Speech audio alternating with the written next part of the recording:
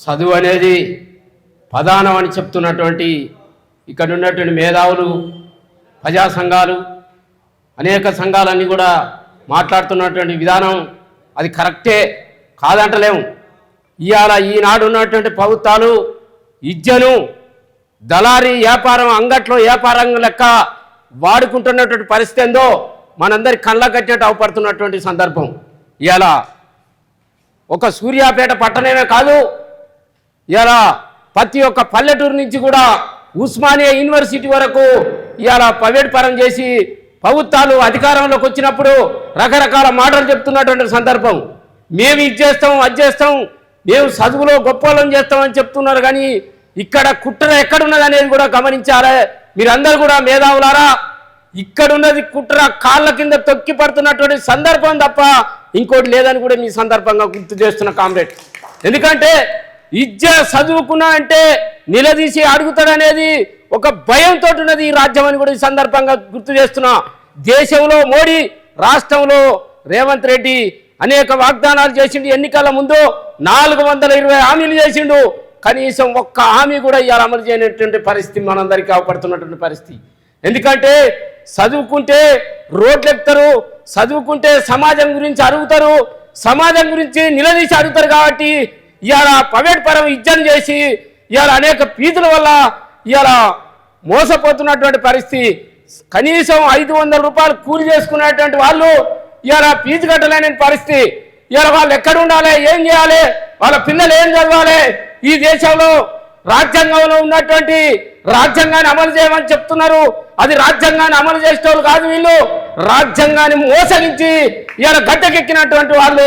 మీరు ఒకసారి గమనించాలని కూడా ఈ సందర్భంగా నేను గుర్తు చేస్తున్నా. ఎందుకంటే చదువుకున్నటువంటి వాళ్ళు సమాజం కోసం నిలదీసి ఎస్సీ, ఎస్టీ, బీసీ మైనార్టీలంతా కులాలు కూడా, కింది కులాలంతా కూడా ఈ రాజ్యాంగంలో అంబేద్కర్ రాసినటువంటి రాజ్యాంగాన్ని ఇవాళ ఎవరు వెళ్తుందో మీరు ఒక్కసారి గమనించాలని కూడా ఈ సందర్భంగా నేను గుర్తు చేస్తున్నా. ప్రతి ఒక్క దళితుడు ఇవాళ దేశ ప్రధానమంత్రి అయినా అని నేను అడుగుతున్నా. బీసీ కులాల నుంచి వచ్చినటువంటి వాళ్ళు ఎంపీలు, ఎమ్మెల్యేలు కాలేదు. ఎక్కడో ఒక్కరో ఇద్దరు కావచ్చు. నేను దానికంటే నేను అంతటితో సంతోషపడుతున్నాను. అది కాదు కరెక్టు. ఇవాళ దేశంలో ఎస్సీ, ఎస్టీ, బీసీ మైనార్టీల ఓట్లతోటి గద్దెనెత్తున్నటువంటి అగ్ర కులాల నుంచి వచ్చినటువంటి వాళ్ళే తప్ప ఎవరు కూడా లేరు. ఆ చదువులను కూడా ఎక్కడ ఉంచాలో అక్కడ ఉంచి వాళ్ళ మీద పెత్తనం చెలాయిస్తున్నటువంటి వాళ్ళే అగ్ర కులాల నుంచి వచ్చినటువంటి వాళ్ళని కూడా ఈ సందర్భంగా నేను గుర్తు చేస్తున్నా. దేశంలో ఇవాళ ఆదివాసీ గిరిజన ప్రాంతాలకు వెళ్తే కనీసం చదువు లేదు, అంబలు తాగి గంజి గట్క తాగి కనీసం ఒక్క పూట తిండి తినేటటువంటి పరిస్థితి లేదు, వాళ్ళకి చదువులు లేనటువంటి పరిస్థితి. అంటే ఈ దేశానికి స్వతంత్రం వచ్చిందని చెప్తున్నావు, తినేవానికి తిండి, గుడ్డ, బట్ట, ఇజ్జ అందరికీ సమానం అని చెప్తున్నాం మా దేశ ప్రధానమంత్రి. కానీ ఎవరికి కూడా చదువు లేదు, ఇజ్జ లేదు. ఇజ్జ ఉన్నా చదువు ఉన్నా సమానంగా అడుగుతారనేటువంటి కుట్రతోటే ఇలా అనసపెడుతున్నటువంటి సందర్భం. నాకు ఇచ్చినటువంటి అవకాశాన్ని మీ అందరికీ ఉదయపూర్వక ధన్యవాదాలు చెప్తాను. 2005లో ప్రపంచ సరళీకరణ విధానం మన భారతదేశంలో అమలైనప్పటి నుంచి వివిధ విద్యారంగం మీద కానీ, వైద్య రంగం మీద కానీ పూర్తిగా ప్రైవేటీకరణ దిశగా మన భారతదేశం వెళ్తూ ఉంది. దీన్ని నియంత్రించడానికి కమ్యూనిస్టులు ఎంతో పోరాటాలు చేసినా కూడా దాంట్లో ఎవరు కూడా సక్సెస్ కాలేని పరిస్థితి. మరి ఈరోజు ఇక్కడ మనం విద్య చూసుకున్నాం. మరి భారతదేశంలో ఏ రాష్ట్రంలో కూడా విద్యని అమలు చేయలేనటువంటి పరిస్థితుల్లో ఒక కేరళ రాష్ట్రంలో ఫీజు నియంత్రణ కానీ మొత్తం ప్రభుత్వమే అక్కడ విద్యని కానీ, వైద్యాన్ని కానీ, పేద ప్రజలకి కానీ మొత్తం రాష్ట్రంలో ఉన్నటువంటి ప్రతి ఒక్కరికి అక్కడ విద్యని, వైద్యాన్ని అందించగలుగుతుంది. అంటే భారతదేశంలో ఎక్కడ కూడా ఏ రాష్ట్రం కూడా చేయనటువంటి అత్యున్నతమైనటువంటి విద్యని మన దేశానికి కూడా కేరళలో ఫ్రీగా చదువుకున్నటువంటి విద్యావేత్తలందరూ కూడా అనేక రాష్ట్రాల్లో మనం చిన్నప్పుడు కూడా చూసాం. మన రాష్ట్రంలోకి వచ్చి కూడా కేరళ టీచర్స్ ఇక్కడ పనిచేస్తూ మనకెంతో విద్యను అందించిన పరిస్థితి. అంటే ఏంది, అక్కడ గవర్నమెంట్ మొత్తం కూడా వాళ్ళకి ఫీజు లేకోకుండా విద్యను అందించేది. వైద్యాన్ని కూడా ఈరోజు అక్కడ మొత్తం పూర్తి స్థాయిలో 10,000 గ్రామాలు ఉన్నటువంటి 10,000 మంది ప్రజలు ఉన్నటువంటి వారికి కూడా ఉచిత వైద్యం ఏర్పాటు చేసి ప్రైవేటు జోలికి పోకోకుండా అక్కడ చట్టం రాగలుగుతుంది. అంటే భారతదేశంలో రాష్ట్రం ఒక కేరళనే ఉందా? మరి భారతదేశంలో ఉన్నటువంటి మిగతా రాష్ట్రాల పరిస్థితి ఎందుకు ఈ రాష్ట్రాలు చేయలేకపోతున్నాయి అంటే దోపిడీ. ఈ దోపిడీ కోసమే వ్యవస్థ నడుస్తూ ఉంది. రాను మన 15 సంవత్సరాల క్రితం చూసినప్పుడు మన కుటుంబంలో మన తండ్రి కానీ ఎవరైనా ఒకరు పనిచేస్తే మన కుటుంబం మొత్తం కూడా బతికేట వాళ్ళం, చదువుకునే వాళ్ళం, తిరిగే వాళ్ళం, అన్ని రకాలుగా ఉద్యమాలు చేసేవాళ్ళం. కానీ ఈరోజు ఏమవుతుంది, ఒకరు కూడా పనికి పోకపోతే భార్యాభర్తలు కాదు, భార్యాభర్తలు ఉన్నటువంటి కుటుంబ సభ్యులందరూ కూడా పనికి పోతేనే కుటుంబం నడుస్తూ ఉంది. అంటే ప్రభుత్వాలు ఆ విధంగా మన మీద ఒత్తిడి తీసుకొచ్చినాయి. బయట ఉద్యమాలు చేసే పరిస్థితి లేదు. ఇలా బయటికి వెళ్ళి పోరాటం చేద్దామన్నా కూడా అతను ఇంటికి పనికి పోకపోతే కుటుంబం గడిచే పరిస్థితి. అంటే కనపడినటువంటి దోపిడీ మనం గురి అవుతా ఉన్నాం. దీన్ని మనం గమనించలేకపోతున్నాం. ఏదో ఒక 2 సందర్భాల్లో మాట్లాడుకొని వెళ్ళిపోతున్నాం, కానీ ప్రత్యేకంగా పోరాటాలు నిర్వహించలేకపోతున్నాం. ఎందుకంటే కుటుంబ పరిస్థితిలో కుటుంబం మొత్తం పనిచేస్తేనే బతుకుతున్నాం. ఈరోజు మనం తినేటటువంటి ఆహార పదార్థాలు కానీ వాడేటువంటి సబ్బులు కానీ మొత్తం దోపిడీ. ఒకప్పుడు వచ్చినటువంటి 10 రూపాయలు వచ్చిన దాన్ని ఇప్పుడు 50 రూపాయలైనా కూడా, అంటే మనం చేసే శ్రమకు తగ్గ ఫలితం లేకపోవడంతో విపరీతమైనటువంటి రేట్లు పెరగడం వల్ల ఇదైపోయింది. కాబట్టి ఈ విద్యా హక్కు చట్టం మీద మనోళ్ళు నిర్వహించినటువంటి దీన్ని మేము కూడా సిపిఎం పార్టీ తరఫున మీకు సంపూర్ణమైన మద్దతు ఇస్తామని చెప్పి తెలియజేస్తాం. నాగరాజ్ మాట్లాడు.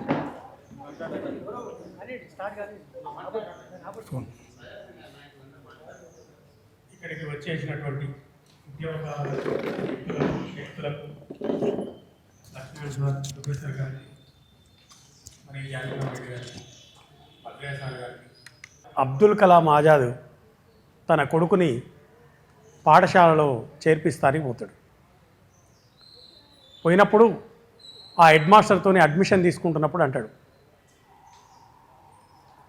నా బాబు నలుగురు మంచిది అని పోయే బాటలో కాకుండా, అది మంచిది కాదు, నలుగురు పోయే దారి మంచిది కాదని తలంచినప్పుడు సత్యం కోసం, వాస్తవం కోసం, నిజాయితీ కోసం నిలబడే చైతన్యాన్ని కల్పించండి అని అడుగుతాడు. అలాంటి చదువులు కావాలి, వాస్తవమైన చదువులు కావాలి. కానీ ఇవాళ సైంటిస్టులు కనిపెట్టినటువంటి వాస్తవాలను 1050 దాకా ఇవాళ బీజేపీ ప్రభుత్వం బ్యాన్ చేసింది, తీసేసింది, అసలే పాఠాల నుంచి తీసేసింది. అలాంటి చదువు చదవాలి మనం. ఎందుకు తీసేసింది? చదువుకున్నటువంటి వాళ్ళు చాలామంది ఉపాధ్యాయులు చాలామంది అడుగుతున్నారు, ఇవాళ కోతుల నుంచి మనుషులు వస్తారా అంటారు. కోతుల నుంచి మనుషులు వస్తారా అని అడుగుతుండు ఇప్పుడు ఆయన. దానికి మరి ఆయన చదువు దేనికి, ఆయన ఏంటి చదివిండు, ఆయన చదివిన చదువు దేనికి ఉపయోగపడుతుంది అనేది మీరు అంచనా వేయాలి. ఇవాళ చాలామంది ప్రచారకులు వచ్చి ప్రభుత్వ పాఠశాలలోకి పోయి మంచి విషయాలు చెప్తాం, మంచి సూక్తులు చెప్తాం అని పోతారు. ఆడ పోయి విషబీజాలు నాటుతారు. ఇలాగ ఎవరు అంటారు కాషాయీకరణ అని. కాషాయీకరణ అంటే ఏంది అసలు? పచ్చి అబద్ధాలు, అవాస్తవాలని ప్రజలకు, విద్యార్థులకు తరగతి గదిలో నూరిపోసే ఉపాధ్యాయులు కావాలి. కార్పొరేట్ విద్యా విధానం అన్నది. కార్పొరేట్ విద్యా విధానం ఏంది అసలు? ఒక వ్యక్తి ఒక దగ్గర పాఠశాలని స్థాపించి 1000 పాఠశాలని ఆ పాఠశాల అడుగుజాడల్లో పెడతాడు. దాని కింద ఇవన్నీ ఉంటాయి. అక్కడి నుంచి వచ్చే ఫీజులన్నీ ఒక వ్యక్తికి చేరుతాయి. అంటే ఒకే వ్యక్తి చేతిలోకి డబ్బు మొత్తం పోద్ది. ఉద్యోగం రాక, తను బతకలేక, తన బడి పెట్టుకుందామని ఎవరైనా పెట్టుకుంటే ఆయన లేపేసుకొని పోవాల్సిందే. అలాంటి వాళ్ళు ఎవరైనా ఉండరా అంటే ఇవాళ చూస్తే ప్రైవేట్ స్కూల్ యాజమాన్యం కూడా అలాంటి వాళ్ళు లేరు. ఒకప్పుడు 20 ఏళ్ల కింద ఉండే అలాంటి వాళ్ళు లేరు. ఎందుకంటే వాళ్ళని రాచి రంపాన పెట్టి ఆ తెలుగు మీడియం లేకుండా చేసి ఇంగ్లీష్ మీడియంలో కూడా వాళ్ళు కూరగారు. ఇలా చెప్పిండే ఒక ఆయన 8 స్కూల్ పెట్టిండని. ఇట్లాంటి వాళ్ళే. అంటే కార్పొరేట్ విధానమే నడుస్తుందిగా. ప్రైవేటైజేషన్ కూడా మూతపడుతుంది. గవర్నమెంట్ పాఠశాల ఎట్లా మూతపడ్డాయి. మరి ప్రభుత్వాలు ఉండి ఎందుకు చేస్తున్నాయి ఇట్లా? ఇవాళ ఫీజుల నియంత్రణ అనేటువంటి టాపిక్ ఈడ పెట్టుకున్నాం. ఎందుకు వచ్చింది? పెట్టుకోవాలి. అనునిత్యం మనం పోరాడుతుంటే, తక్షణ కర్తవ్యాల మీద పోరాడుతుంటేనే భవిష్యత్తులో మనం అనుకున్న దాన్ని విజయం సాధిస్తాం. ఇది కమ్యూనిస్టుల స్లోగన్. కరెక్టే. నాగరాజు కూడా ఇది పెట్టిండంటే పెట్టిండు, మనం ఇది చేస్తాం. మన అంతిమ లక్ష్యం ఏంది? ప్రభుత్వ విధానంలోనే పాఠశాలలు నడిచే విధంగా మనం యుద్ధం చేయాలి. అప్పుడు ఫీజుల నియంత్రణ ఏది ఉండదు. ఇక ఫీజుల నియంత్రణ ఎందుకు వస్తుంది? ఇప్పుడు కార్పొరేట్ విధానం ఉన్నది, ప్రైవేట్ విధానం ఉంది. కాబట్టి మనం ఫీజుల నియంత్రణ గురించి మాట్లాడుతాం. మనం మాట్లాడాలి. ఎందుకంటే మన బల్లో మొత్తం ధనికులే కాకుండా, మధ్యతరగతి వాళ్ళే కాకుండా, రైతు కూలీలు, ఆటో రిక్షా వాళ్ళు కూడా తోలుతురు. ఎందుకు తోలుతురు? పక్కింటి ఆమె తోలుతుందనో, లేదా మావాడు మమ్మీ డాడీ అంటుండనో, ఏదో ఒక మోజు మీద నేత తోలుతురు. అప్పుల పాలై అప్పులు చేస్తూ తన బడికి తోలుతూనే ఉండు. మరి ఇలాంటి వాళ్ళకు తక్షణంగా న్యాయం జరగాలి కాబట్టి ఇలాంటి కార్యక్రమాలు చేస్తాం. మరి భవిష్యత్తులో మనం ఏం చేయాలి? మన అంతిమ లక్ష్యం ఏంది? ప్రభుత్వ ఆధీనంలోనే పాఠశాలలు నడవాలి, ప్రభుత్వమే నడపాలి. ఇది కామన్ స్కూల్ సిస్టమ్ కావాలి. కామన్ స్కూల్ సిస్టమ్ ఎందుకు కావాలి? నేను చదువుకుంటున్నప్పుడు కామన్ స్కూల్ సిస్టమే ఉంది, అంటే గవర్నమెంట్ పాఠశాలలే ఉంది. కామన్ స్కూల్ సిస్టమ్ అంటే నేను, మా హెడ్ మాస్టర్ కొడుకు, మా ఊరు దొర, మా ఊరు ఎస్టీ వాళ్ళు కూడా మేమందరం క్లాస్మేట్స్. మరి మా ఊరు దొర కూడా నా బల్లెనే చదివిండు, మా ఊరు హెడ్ మాస్టర్ కూడా తన బల్లెనే చదివించిండు, నేను కూడా అలానే చదివినా, అందరం అలానే చదివినాం. అంటే ఒకే పాఠశాలలో కామ్రేడ్స్ ఎవరు కూడా కొంచెం వినండి. మీరు దయచేసి మీరు ముచ్చట్లు పెట్టుకుంటుంటే మనం వినేది ఏముండదు, కాబట్టి మాట్లాడొద్దని. మనం అందరం దొరవారి పిల్లవాడు, నేను ఎస్సీ వాళ్ళు, ఎస్టీ వాళ్ళు అందరం చదవటం వల్ల మన సంస్కృతులు కూడా తెలుస్తాయి. ఫీర్ నాలెడ్జ్, మనతో చదివే నాలెడ్జ్ కూడా వస్తుంది, మనతో ఉన్న పిల్లల నుంచి కూడా నాలెడ్జ్ వస్తుంది. ఎంతోమంది ఇంటికాడ గొడవ పెట్టుకుంటారు, ఎంతోమంది గొప్పగా ఉంటారు, హ్యాపీగా ఉంటారు. మా ఊరి దొరవారి కొడుకండి, నాన్నగారండి ఇవాళ బడికి పోతున్నాయి, ఆని భాష కూడా మనకు అర్థమైంది, మన భాష అర్థమైంది. ప్రతి ఒక్కరికి ఉన్నటువంటి అవగాహనని వీళ్ళంతా ఒక పాఠశాలలో చదువుకుంటే నాలెడ్జ్ వస్తుంది. కానీ వాళ్ళ ప్రభుత్వాలు ప్రభుత్వ విద్య నిర్వీర్యం చేయడం కోసం సరళీకృత ఆర్థిక విధానాలు వచ్చిన కాంచి మొత్తం ప్రైవేట్ పాఠశాలల్ని ఓపెన్ చేసి, ప్రైవేట్ పాఠశాలల నుంచి ఇవాళ డబ్బులు ఉన్నటువంటి నారాయణ చైతన్యాలు పెట్టి ఇవాళ వేళ్ళును కొనిపోయి వాళ్ళ చేతిలో నడుస్తున్నాయి. ప్రభుత్వాలనే నడిపిస్తున్నారు వాళ్ళు. అంబానీ ఆదాని గురించి మాట్లాడుతున్నారు. ఈ డబ్బంతా అలకాడికే పోద్ది. వాళ్ళు అన్నీ అమ్మేస్తుండు. నాల్కో, బాల్కో, ఇండియన్ ఎయిర్లైన్స్, విశాఖ ఉక్కు కర్మాగారం ఏం మిగలవు. మరి వాళ్ళ స్వతంత్రం వచ్చిన కత్తులో మనకు డబ్బులు లేవు. ఇరాకుడు ప్రాజెక్టు, బాక్రానంగల్ ప్రాజెక్టు, నాగార్జున సాగరు ఇవన్నీ కట్టిరు కదా. మరి ఇవన్నీ అప్పుడు కడితే ఇవాళ డబ్బులు ఉన్నాయి, మంచిగా సంపాదన ఉంది, మంచిగా అభివృద్ధి చెందుతుంది. ఈ దేశాన్ని తీసుకుపోయి మరి కార్పొరేట్ల కమిటీ అన్నీ అమ్ముతున్నవేంది? మరి ఎందుకు ఇది వస్తుంది? ఇవాళ వెంకటేశ్వర అన్న పాట పాడుతూ, రోహిత్ పాట, ఇది దీనికి సంబంధం లేకపోయినా రాసిన పాడుతున్నా నేను అన్నాడు. అది సంబంధం. రోహిత్ విద్యార్థుల కోసం పోరాడిండు, విద్యార్థి సమస్యల గురించి పోట్లాడిండు, అందరి గురించి పోట్లాడిండు. కాబట్టి ఆ పాట పాడాల్సినంత అవసరం ఉంది. ఇక్కడ ఒకదానికి ఒకటి లింక్ ఉంది. వాళ్ళు అందుకనే ఫీజుల నియంత్రణ కూడా మనం మాట్లాడుకోవాల్సిందే, ఇది తక్షణ కర్తవ్యమే. కాబట్టి ఈ టైం అయిపోతుందని నిర్వాహకులు కొంచెం మాట్లాడుతున్నారు. సరే, ఏది ఏమున్నా మనం ఈడ డిమాండ్ కూడా చేయాల్సినంత అవసరం ఉంది. మనం కామన్ స్కూల్ విద్యా విధానమే పరిష్కారం, అంతిమంగా అదే కావాలి. అది అయితేనే ఇండియాలో ఉన్నటువంటి ప్రజలందరూ కూడా కామన్ స్కూల్ సిస్టంలోనే చదువుతారు. మనం కూడా అదే డిమాండ్ చేయాలని కోరుకుంటూ, ఇలాంటి ఎన్నొచ్చినా రైతు కూలీ సమస్యలు, రైతు సమస్యలు ఎందుకు చేస్తారు? వాళ్ళు అదే ఆశించిరా? కాదు. ఆ సమస్యల గురించి పోరాడుతూ వాళ్ళ అంతిమ లక్ష్యం కోసం పోతారు. మనం కూడా ఇలాంటి వచ్చినటువంటి వీటి కోసం పోరాడుతూనే మనం అంతిమంగా కామన్ స్కూల్ విధానమే డిమాండ్ చేస్తూ పోరాడాలని కోరుకుంటూ ముగిస్తున్నాను. టైము ఎక్కువ తీసుకుంటే నిర్వాహకులు ఏమనుకోవద్దని చెప్తూ ముగిస్తున్నాను. ఫీజుల నియంత్రణ చట్టం తీసుకురావాలని, దానికోసం ఒక ఉద్యమం అవసరమని భావించి ఈ రౌండ్ టేబుల్ను ఏర్పాటు చేసినందుకు ప్రోగ్రెసివ్ స్టూడెంట్స్ యూనియన్ వాళ్ళకి ధన్యవాదాలు తెలుపుతూ కొన్ని విషయాలు మాత్రమే మీతో మాట్లాడతాను. ఎందుకంటే మనం ఎక్కువ రోజులు ఇంకా కలవవలసిన అవసరం ఉంది, ఇటువంటి ఎన్నో జరగవలసిన అవసరం ఉన్నది. సో ముందుగా మీకు గుర్తుండే ఉంటుంది, 2017లో తమిళనాడులో ఒక మార్కెట్లో పనిచేసే కార్మికుల బిడ్డ అనిత, ఒక దళిత కుటుంబం నుంచి వచ్చిన అనిత 2017లో ఆత్మహత్య చేసుకుంది. ఆమె ఆత్మహత్య చేసుకొని దాదాపు ఏ విద్యావేత్తలు అడగని ప్రశ్న ఒకటి, అంటే సూసైడ్ నోట్లో ఏమని రాసిందంటే,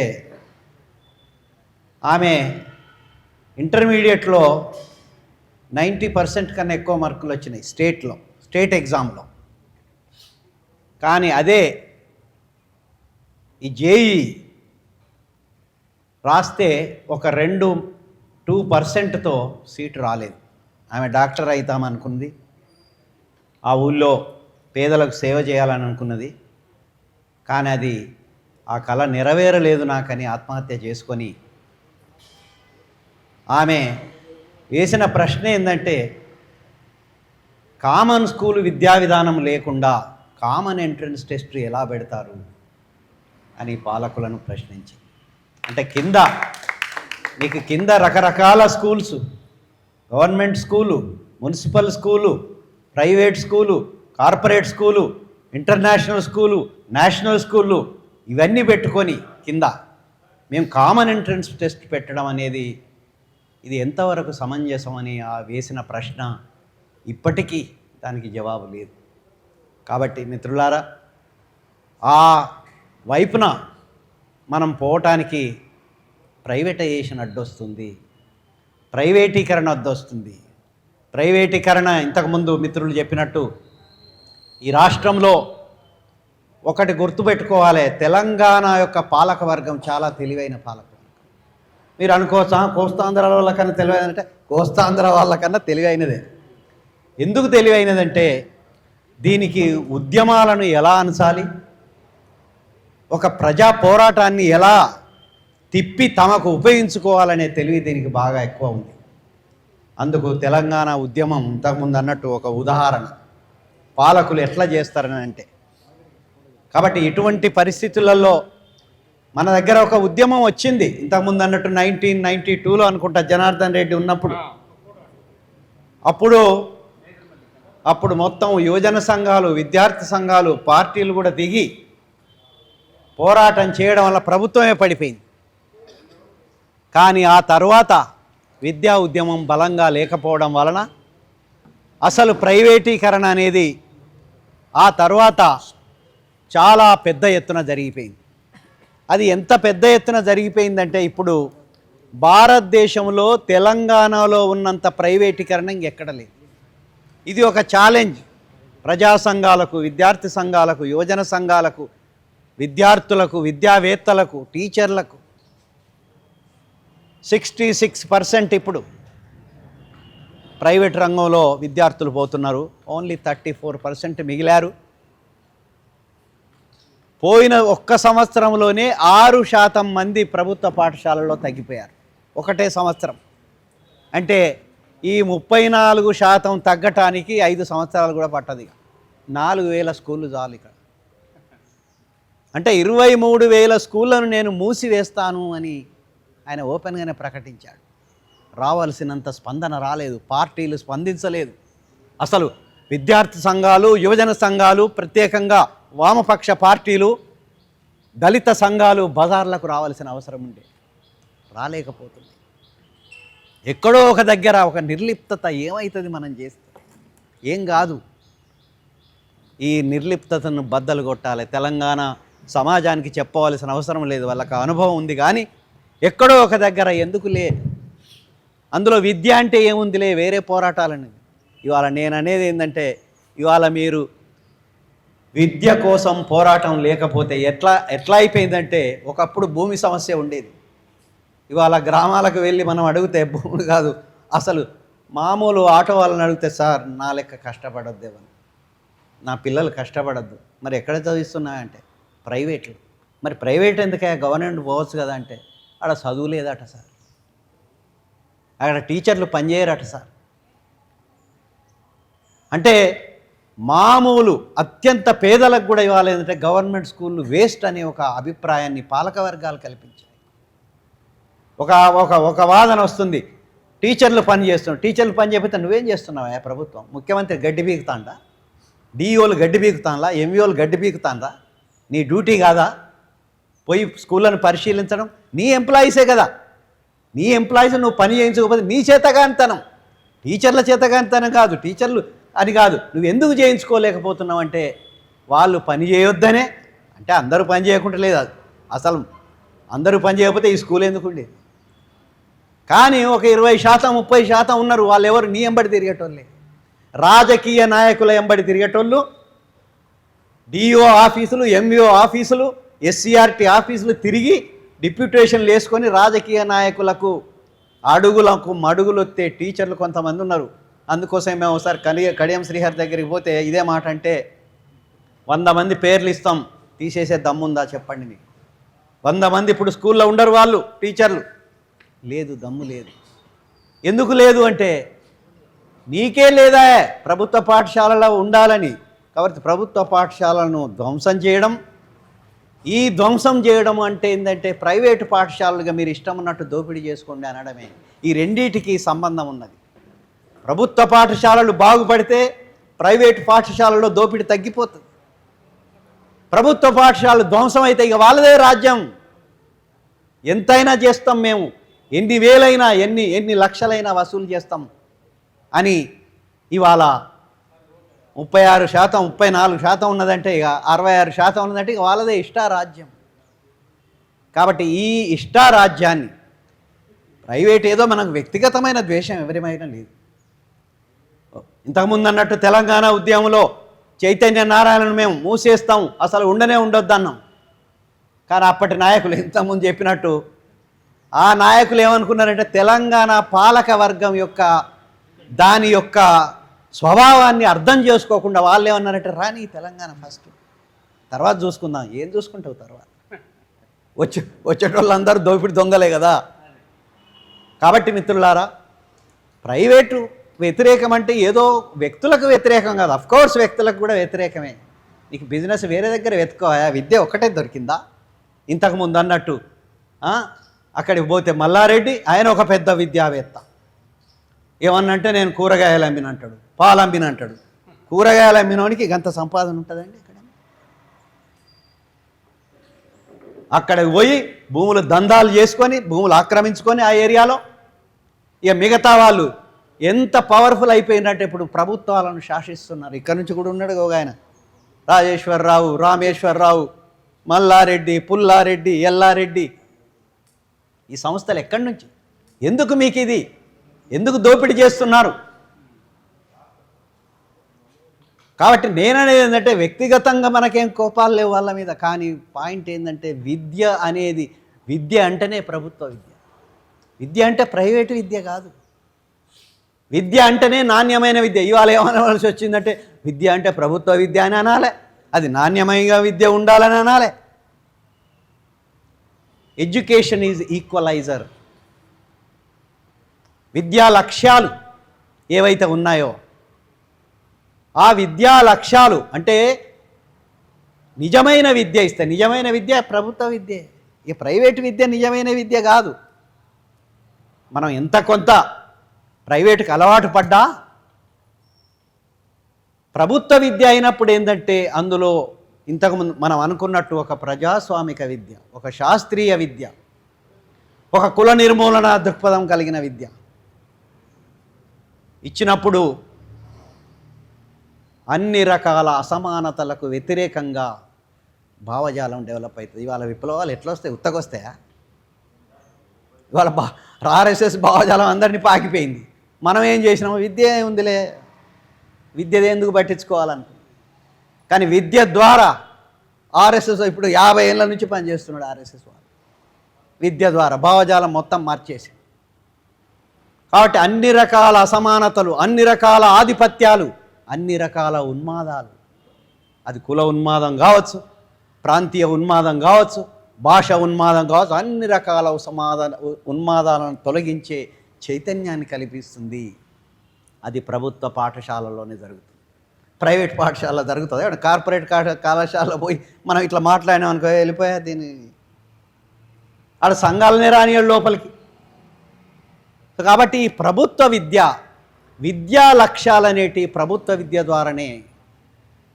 అందుకోసమే మహాత్మా పూలే దురదృష్టవశాత్తు మన దగ్గర దళిత సంఘాలు, బీసీ సంఘాలు విద్య గురించి మాట్లాడుతున్నారు.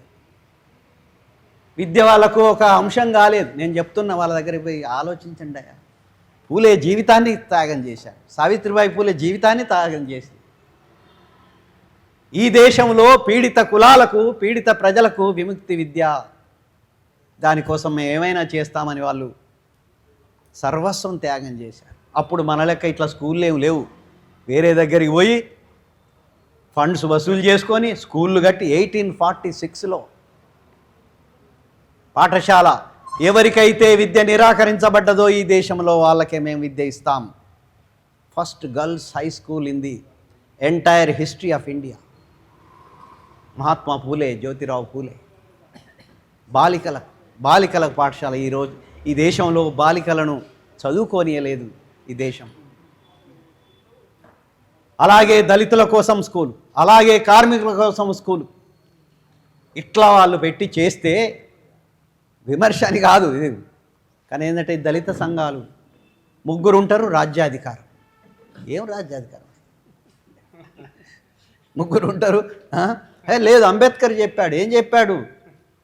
ఏది మాస్టర్ కీ అండి.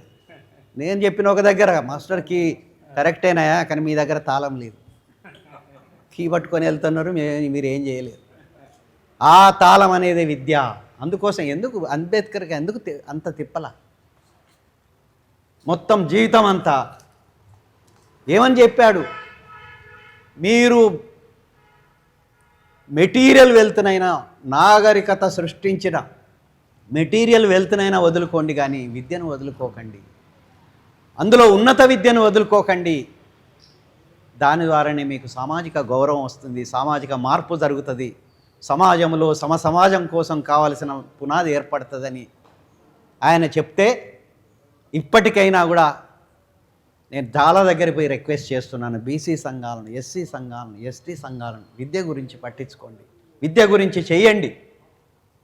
లేకపోతే మనకు విముక్తి ఉండి మైండ్నే వాడు మైండ్ మీద పెత్తనం చేసినప్పుడు నువ్వేం చేస్తావు? ఇక నువ్వు చేసేది ఏముండదు. ఈ దేశంలో జరిగిందే అది. ఈ దేశంలో విద్య లేకుండా చేసి మెదళ్ళ మీద పెత్తనాలు జరిపి తమ దోపిడీని సాగించారు. కాబట్టి ఈ లక్ష్యాలు ఈవెన్ లెనిన్ ఒక దగ్గర మాట్లాడుతూ, వర్కర్స్ ఒక గన్ పౌడర్ లాంటి వాళ్ళు, కార్మికులు, శ్రామికులు. విద్య అనేది ఒక స్పార్క్. ఆ స్పార్క్ కనుక ఆ గన్ పౌడర్లో పడితే పేలే విస్ఫోటనంలో మొట్టమొదట బలే అయ్యేది దోపిడీ ప్రభుత్వాలే. అందుకోసమే ఎప్పుడూ వాళ్ళు అందరికీ విద్య ఇవ్వాలని అనుకోరు, అందరికీ నాణ్యమైన విద్య ఇవ్వాలని అనుకోరు. కాబట్టి దీన్ని చేయవలసిన పని కూడా మనదే, అంటే కమ్యూనిస్టు పార్టీలదే.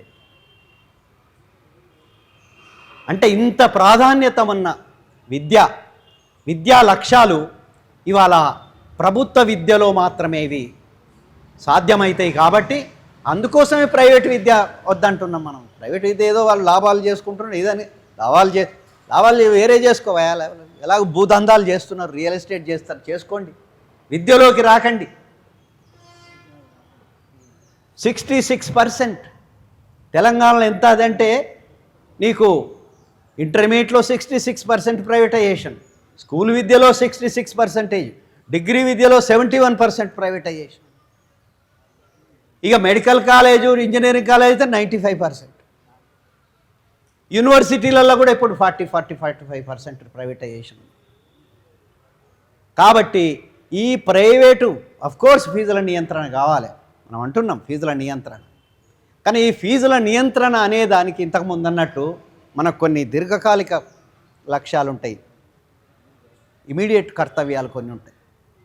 ఇమీడియట్ కర్తవ్యాలకు ప్రజలు స్పందిస్తారు కాబట్టి ఇమీడియట్ డిమాండ్స్ కొన్ని తీసుకుంటున్నాం.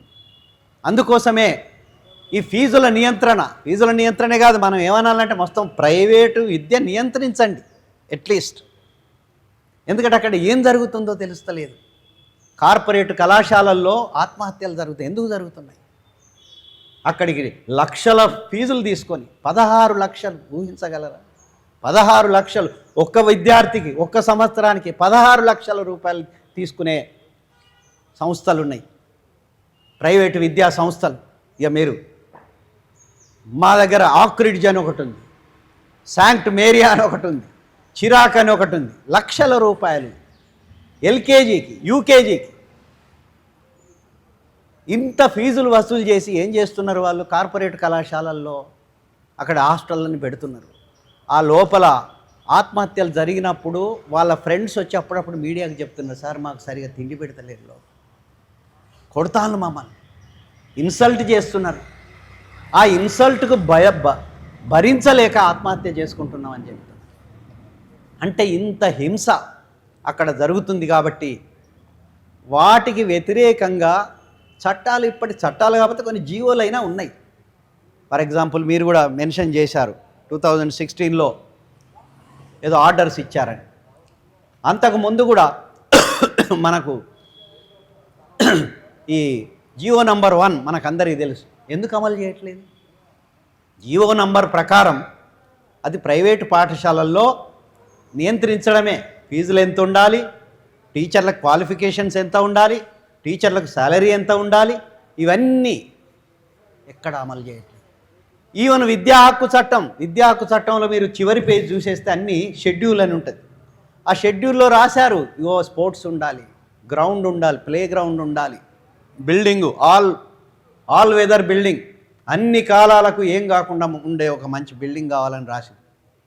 అవి అమలు చేయడం అంటే చట్టాన్నే అమలు చేయట్లేదు. ఇక ఉన్న చట్టాలను అమలు చేయట్లేదు. 1980లో ఉమ్మడి ఆంధ్రప్రదేశ్లో ఒక చట్టం వచ్చింది, దాన్ని అమలు చేయట్లేదు. తెలంగాణ వచ్చినాక అందరం అనుకున్నాం కొట్లాడి తెచ్చుకున్న తెలంగాణ, చాలామంది అందులో త్యాగాలు చేశారు.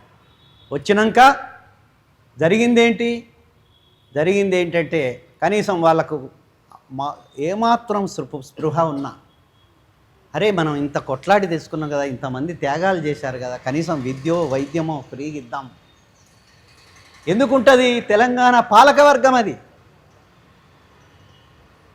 అందుకోసమే ఆ చట్టాన్ని కనీసం మార్పులు చేసి తెలంగాణకు అప్లై చేయొచ్చు, అది చేయలేదు. జియో నంబర్ 1 చేయలేదు. మొన్న విద్యా కమిషన్ వాళ్ళు, మనకు కొన్ని భేదాభిప్రాయాలు ఉండొచ్చు, వాళ్ళు కూడా అట్లీస్ట్ ఏంటంటే ఈ ప్రైవేటు సంబంధించి ఈ దోపిడీ ఎక్కువ ఉంది, దీనికి ఒక చట్టం తీసుకురావాలని ఒక బిల్లు కూడా తయారు చేసి పెట్టిండు. వాళ్ళకు కూడా నమ్మకం లేదు, ఎందుకంటే బిల్లు తయారు చేస్తానన్నా చక్కగా పోయి పెడతారేమో అనుకున్నారు. కానీ అంత అమాయకులు కాదు తెలంగాణ పాలకవర్గం. కాబట్టి మరి ఎందుకు చేయట్లేదు ఇది అని చూడాలి. అందుకోసమే ఇంతకుముందు మన మిత్రుడు అన్నట్టు మీకు సమరశీల ప్రజా ఉద్యమాలు లేకుండా జరగదు. ఇది చారిత్రక సత్యం. దీనికి ఏదో మనం కొన్ని ఆర్టికల్స్ రాస్తేనో, టీవీలలో మాట్లాడితేనో, రౌండ్ టేబుల్స్ పెడితేనో, ప్రెస్ కాన్ఫరెన్స్, అవన్నీ అవసరమే, కానీ వాటితో అయ్యేది కాదు. ఎందుకంటే బలమైన సామాజిక వర్గాలున్నాయి, దానికి బలమైన రాజ్యం ఉంది, ప్రభుత్వం ఉంది. రేవంత్ రెడ్డి అన్నీ మాట్లాడతాడు. ఎందుకని నువ్వు బీజేపీ వాడి స్కూల్ను ఇనాగ్రేట్ చేయడానికి పోతావా? అదేనా నువ్వు ముఖ్యమంత్రి చేసే పని? అది ముఖ్యమంత్రి ఎలక్టెడ్ చీఫ్ మినిస్టర్, నువ్వు you are not a leader of a Congress party అయితే లీడర్ అయితే ఎల్లు. కానీ ప్రజల ఓట్లతో ఎన్నికై రాజ్యాంగం ప్రకారం, విద్యా హక్కు చట్టం ప్రకారం, అదేంటి school, AVN global school inaugurate ఎందుకు పోతావు? ఎవడిచ్చాడు నీకు అధికారం? అక్కడికి పోతావు, అక్కడికి పొగడుతావు, అక్కడేమంటావు, అక్కడికి పోయి మీరు 50,000 ఖర్చు పెడుతున్నారేమో, నేనైతే ఒక్కొక్క మీద ₹1,00,000 ఖర్చు పెడుతున్నా, అయినా కూడా నా దగ్గర చదువు వస్తలేదు, నీ దగ్గర వస్తుంది. ఏంటి నువ్వు మాట్లాడేది అంటే దాని అర్థం ఏంటి?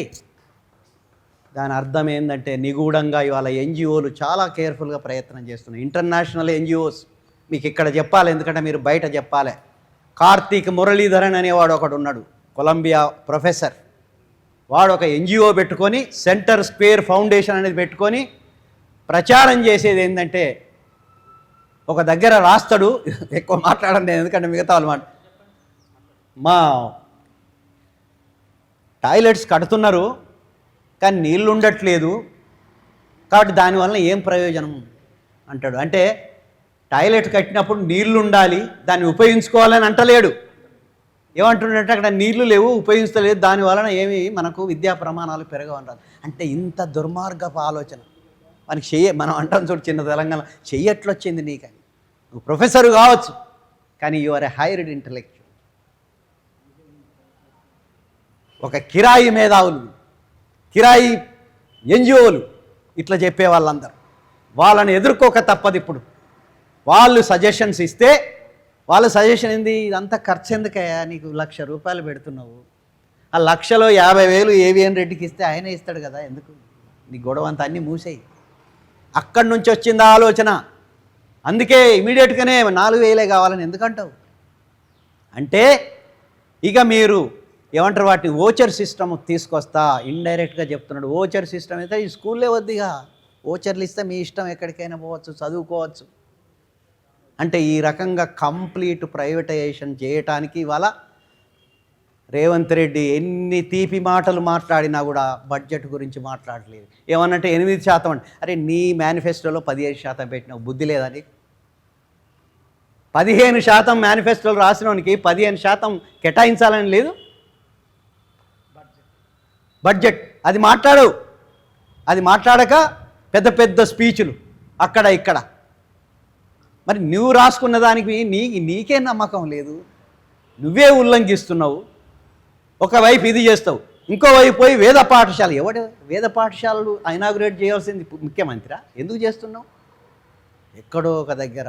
అందుకోసం ఒకసారి ఓపెన్గానే అన్నాడు, ఏమన్నాడు, నా స్కూలు ఆర్ఎస్ఎస్లో చదువుకున్నా, తర్వాత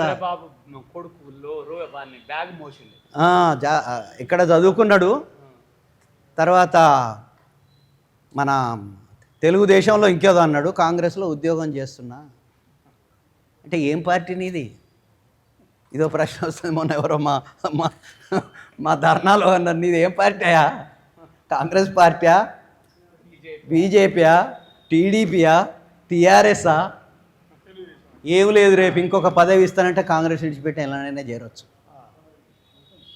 అందుకోసమే వేద పాఠశాల అందరికీ మంచిగా ఉండాలి కదా. మరి అదే స్టేజ్ మీద అన్నాడు, ఇక్కడ కిషన్ రెడ్డి గారు ఉన్నారు, ఇక్కడ నేనున్నాను, ఇంకో మన రఘునందన ఒక ఆయన లాయర్ ఉన్నాడు, మేమందరం ఒకటే. అవును, మీరందరూ ఒకటే, మీరందరూ దోపిడీ దొంగలు, మీరందరూ ప్రైవేటైజేషన్ కార్పొరేటైజేషన్ ఆఫ్ ఎడ్యుకేషన్ చేసిన వాళ్ళు ఇవాళ కాక్రోచ్ పార్టీ వాళ్ళు చేస్తున్నారు అక్కడ. మేము ముందు నుంచి 5 సంవత్సరాలు చెప్తున్నాం మిత్రులారా, న్యూ ఎడ్యుకేషన్ పాలసీ అనేది కౌంటర్ రెవల్యూషన్ ఇన్ ఇండియా. ఒక ప్రతిఘాత విప్లవం జరుగుతుంది ఈ దేశంలో. దాన్ని చేపించటానికి న్యూ ఎడ్యుకేషన్ పాలసీ తీసుకొచ్చారు. నేషనల్ టెస్టింగ్ ఏజెన్సీ అని పెట్టారు. అంతకుముందు దాన్ని ఆమోద ముద్ర వేసి దానికి ఇవాళ టెస్టులు కండక్ట్ చేస్తున్నారు. టెస్టుల ద్వారా నష్టపోతారు, దేశం నష్టపోతుందని 5 సంవత్సరాల నుంచి చెప్పినా కూడా ఎవరు పట్టించుకోలేదు. ఇవాళ పాపం విద్యార్థులు సంవత్సరాల తరబడి కష్టపడి అప్పులు చేసి కష్టపడి పరీక్షలు రాస్తే విద్యారంగంలో ఏముంటుంది? పరీక్షపైనే నమ్మకం లేకపోతే, అంటే విద్యారంగంలో మూల స్తంభమైన పరీక్షే గోల్మాలైతే, పేపర్ లీకేజీలు, పేపర్లు అమ్ముకోవడాలు జరిగితే ఇంకా ఏం మిగులుతుంది అక్కడ? అందుకోసమే అక్కడ కాక్రోచ్ పార్టీ పోతే అక్కడికి పోయి రాహుల్ గాంధీ పోయి ఎక్స్ప్లెయిన్ చేస్తున్నాడు మోడీ గురించి.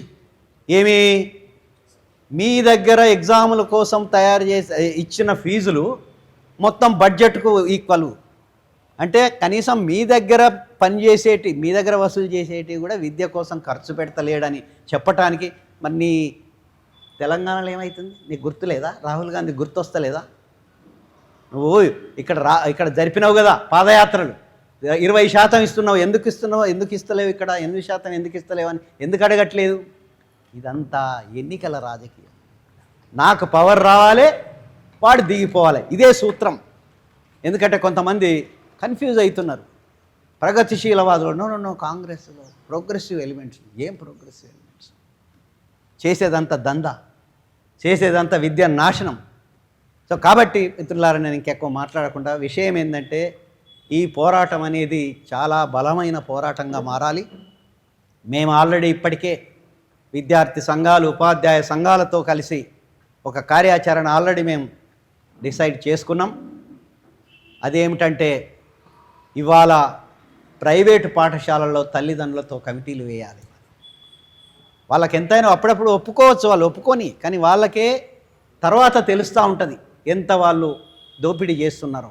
ఏసీ కనీసం ఈ డిమాండ్తో కనీసం ఫీజు నియంత్రణ కోసమైనా కూడా అక్కడ ఫీజు నియంత్రణ కోసం కమిటీలు, ఏదన్నా పేరు పెట్టుకొని అక్కడ కమిటీలు వేసి ఇవాళ ఆ తల్లిదండ్రులను కూడా ఇవాళ ఉద్యమంలోకి తీసుకురావాలి.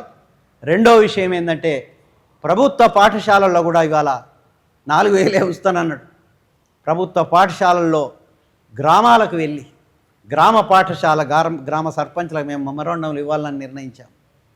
ఎమ్మెల్యేలకు, ఎంపీలకు చేసి అక్కడ ప్రభుత్వ పాఠశాలల పరిరక్షణ కమిటీలు, ఏదన్నా పేరు పెట్టుకోండి, అక్కడ కమిటీలు వేయండి. కమిటీలు వేసి ఇవాళ బాధిత సమూహం కదలకుండా, మిడిల్ క్లాస్ ఎంత మాట్లాడినా కూడా ఏదో మాట్లాడతారు వాళ్ళు అని అనుకుంటారు. ఎవరి బాధిత సమూహం అంటే పిల్లల తల్లిదండ్రులు, గ్రామాలలో ఉండే పిల్లల తల్లిదండ్రులు. అసలే వాళ్ళే ఈ ఉద్యమాన్ని నడపాలి, వాళ్ళే దీనికి చోదక శక్తులు. వాళ్ళను ఉద్యమంలోకి ఎలా పట్టుకురావాలనేది మనం అక్కడ కమిటీలు వేసి, ఆ కమిటీల ద్వారా పెద్ద ఎత్తున ఉద్యమాలు చేస్తే తప్ప ఈ ప్రభుత్వాలు వినవు. ఆ ప్రభుత్వాల వెనక ఇవాళ ఏంటంటే, అంతకుముందు ఏంటంటే ప్రభుత్వానికి పార్టీలకు ఫండ్స్ ఇచ్చేవాళ్ళు వీళ్ళు అనుకునేవాళ్ళం. అలా కాదు, ఇప్పుడు వాళ్ళే మంత్రులు అవుతున్నారు. ఇక్కడ రాజేశ్వర రెడ్డి అయినట్టు, అక్కడ నారాయణ అయినట్టు వాళ్ళే మంత్రులు అవుతున్నారు. ప్రభుత్వమే వాళ్ళు అయిపోయింది. ఇక ప్రభుత్వ చందాలు ఇచ్చిన వాళ్ళు కాదు, వాళ్ళే ప్రభుత్వం అవుతున్నారు. కాబట్టి ఇది బలమైన సామాజిక శక్తులు, స్వార్థపర శక్తులు ఇందులో ఉన్నాయి. కాబట్టి దీనికి వ్యతిరేకంగా మనం పెద్ద ఎత్తున ఒక పోరాటం చేయాలని మీ అందరికీ విజ్ఞప్తి చేస్తూ నేను సెలవు తీసుకుంటున్నాను. వాళ్ళు పడుతున్న ఇబ్బందులని నేను దగ్గరుండి చూసి, స్వయంగా నేనే ఒక బీయింగ్ యాజ్ ఏ పేరెంట్గా నాకు జరుగుతున్నటువంటి ఇబ్బందులను కూడా గుర్తు చేసుకొని, నాకు నేనుగా మదన పడుతూ, నేను రీసెంట్గా Telangana students and parent association రాష్ట్ర చైర్మన్గా నేను యూనివర్సిటీ నుంచి నన్ను కొందరు మిత్రులు మీరు ఉండాలన్న చైర్మన్గా, ఈ యొక్క విద్యార్థుల తరఫున తల్లిదండ్రులుగా మీరు ఒక సంఘానికి అధ్యక్షుడు ఉంటే, చైర్మన్గా ఉంటే కొంచెం ముందుకు తీసుకుపోవచ్చు అనే విషయాన్ని మా మిత్రుల ద్వారా నేను నాకై వచ్చిన ఆలోచన ప్రకారం నా మిత్రుల ముందు పెడితే ఈ యొక్క సంఘాన్ని ముందుకు తీసుకురావడం జరిగింది. మాకు సంఘం యొక్క ముఖ్య ఉద్దేశం ఏంటంటే, Telangana students and parents association రాష్ట్ర చైర్మన్గా నాకు నేనుగా ఏర్పాటు చేసుకున్నటువంటి ఒక సంఘం గ్రౌండ్ లెవెల్లో పేరెంట్స్ ఇబ్బంది పడుతున్నారు. స్టూడెంట్ ఆర్గనైజేషన్లు వాళ్ళు బాగానే పోరాటం చేస్తారు. నేను చదువుకునే రోజుల్లో కూడా ఎస్ఎఫ్ఐ, తర్వాత ఏబీపీ, పీడిఎస్ సంఘాలు చాలా బలంగా పనిచేసేది. నాది కోదాడ ప్రాపరు. నేను కేఆర్ఆర్ గవర్నమెంట్ డిగ్రీ కాలేజ్ స్టూడెంట్ని. ఆ తర్వాత నేను కాకతీయ యూనివర్సిటీలో 2009 నుంచి 11 హెచ్ఆర్ చేసిన. అప్పుడు మా ప్రొఫెసరు వీసీ గారు బోడ వెంకటరత్నం సార్ ఉండు. ఆ తర్వాత నేను 11th ఉస్మానియాకి వచ్చిన, ఎంఎస్డబ్ల్యూ చేసిన. 10 నేను సోషల్ వర్క్ డిపార్ట్మెంట్లో నేను పిహెచ్డీ చేస్తున్నా యూనివర్సిటీ ఉస్మానియాలో. అయితే ముఖ్యంగా సార్, ఇక్కడ ప్రైవేటు అండ్ కార్పొరేటు విద్యా సంస్థలు అనేది ఎప్పుడు వచ్చినాయి, అవి ఎందుకు వచ్చినాయి, అసలు ప్రైవేట్ కాలేజ్ కానీ ప్రైవేట్ స్కూల్ అంటే అర్థమైంది. ప్రైవేటు కాలేజ్ కానీ ప్రైవేటు స్కూల్ కానీ అంటే దేన్ని అంటామంటే, ఒకే యాజమాన్యం కానీ ఒకే సంస్థను నడుపుతున్నటువంటి సంస్థలు ఏదైనా ఉంటే దాన్ని ప్రైవేట్ అంటాం. అనేక విద్యా సంస్థలు అనేక బ్రాంచుల పేరు మీద నడిపితే దాన్ని కార్పొరేట్ అంటాం. కార్పొరేట్కి ప్రైవేట్కి ఉన్న వ్యత్యాసం అది.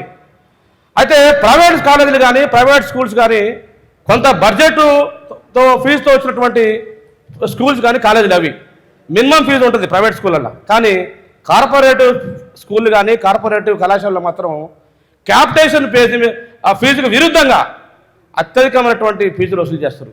మరి క్యాపిటేషన్ ఫీజు అంటే ఏంటంటే, గవర్నమెంటు ఎంతైతే ఫీజు నిర్ణయించిందో, దాంతోపాటు యూనివర్సిటీ ఫీజులు ఎంతైతే ఉన్నాయో వాటికి అనుగుణం కాకుండా అధిక మొత్తంలో ఫీజులు వసూలు చేయడాన్ని క్యాపిటేషన్ ఫీజు అంటారు. గవర్నమెంట్ నామ్స్ యొక్క ఫీజులు కనుక ఉల్లంఘన చేస్తూ ఆ నామ్స్ ప్రకారం పోకుండా అధిక ఫీజులు కనుక ఆ కార్పొరేట్ కాలేజీలు కనుక స్కూల్ కనుక వసూలు చేస్తే మాత్రం అది క్యాపిటేషన్ కింద పోతే అది చట్టవిరుద్ధం అని సుప్రీంకోర్టు చెప్తుంది, హైకోర్టు చెప్తుంది. మొట్టమొదటిసారిగా ఈ ప్రైవేట్ స్కూల్ యొక్క వ్యవస్థ అనేది 1880లోనే వచ్చినాయి. ఆనాడు క్రిస్టియన్ మిషనరీలు ఉన్నాయి, ఆనాడు నిజాం కాలంలో ఆ టైంలో కూడా వచ్చినాయి. మన దగ్గర మాత్రం మన దేశంలో మన రాష్ట్రంలో మరి ఈ యొక్క హైదరాబాద్ రాష్ట్రం కంటే ముందు ఈ తెలంగాణ కంటే మన దేశానికి స్వాతంత్రం రాకుండా ముందు కూడా 1923లో మనకి ఇక్కడ మదర్సా స్కూల్స్ వచ్చినాయి హైదరాబాద్లో. అది కూడా ఇప్పుడున్నటువంటి హైదరాబాద్ పబ్లిక్ స్కూల్. అది అంతకుముందు దాన్ని వేరే పేరుతో పిలిచేవాళ్ళు.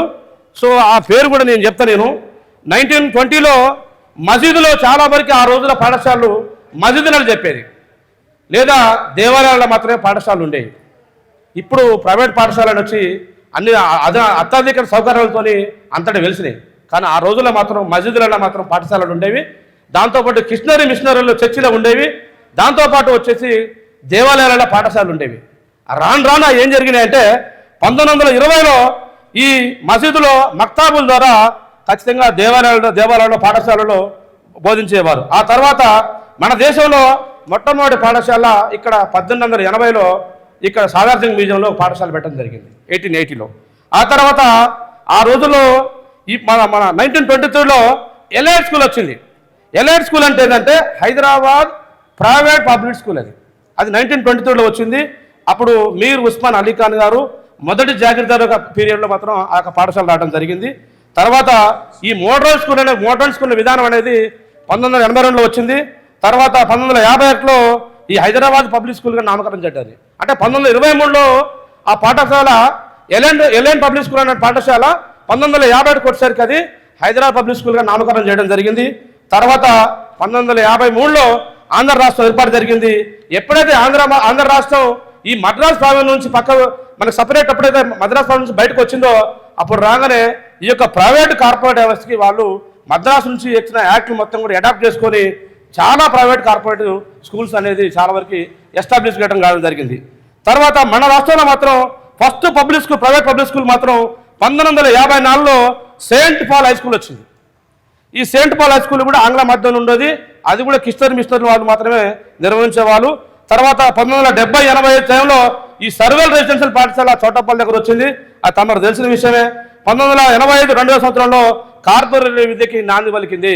కార్పొరేట్ విద్యా వ్యవస్థ అనేది 1985 నుంచి 2000 సంవత్సరాల మధ్యలో ఈ యొక్క కార్పొరేట్ వ్యవస్థ రావడం జరిగింది.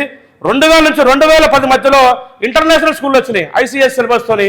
దాంతోపాటు 2009లో GOS నెంబర్ 91 వచ్చింది. అది కూడా ఫీజుల యొక్క నియంత్రణ కమిటీ కోసం DFRC కమిటీ అపాయింట్ చేశారు. తర్వాత RTE 2000 right to education act 2009లో రావడం జరిగింది. దాని ఇంప్లిమెంటేషన్ 2010 ఏప్రిల్లో కావడం జరిగింది.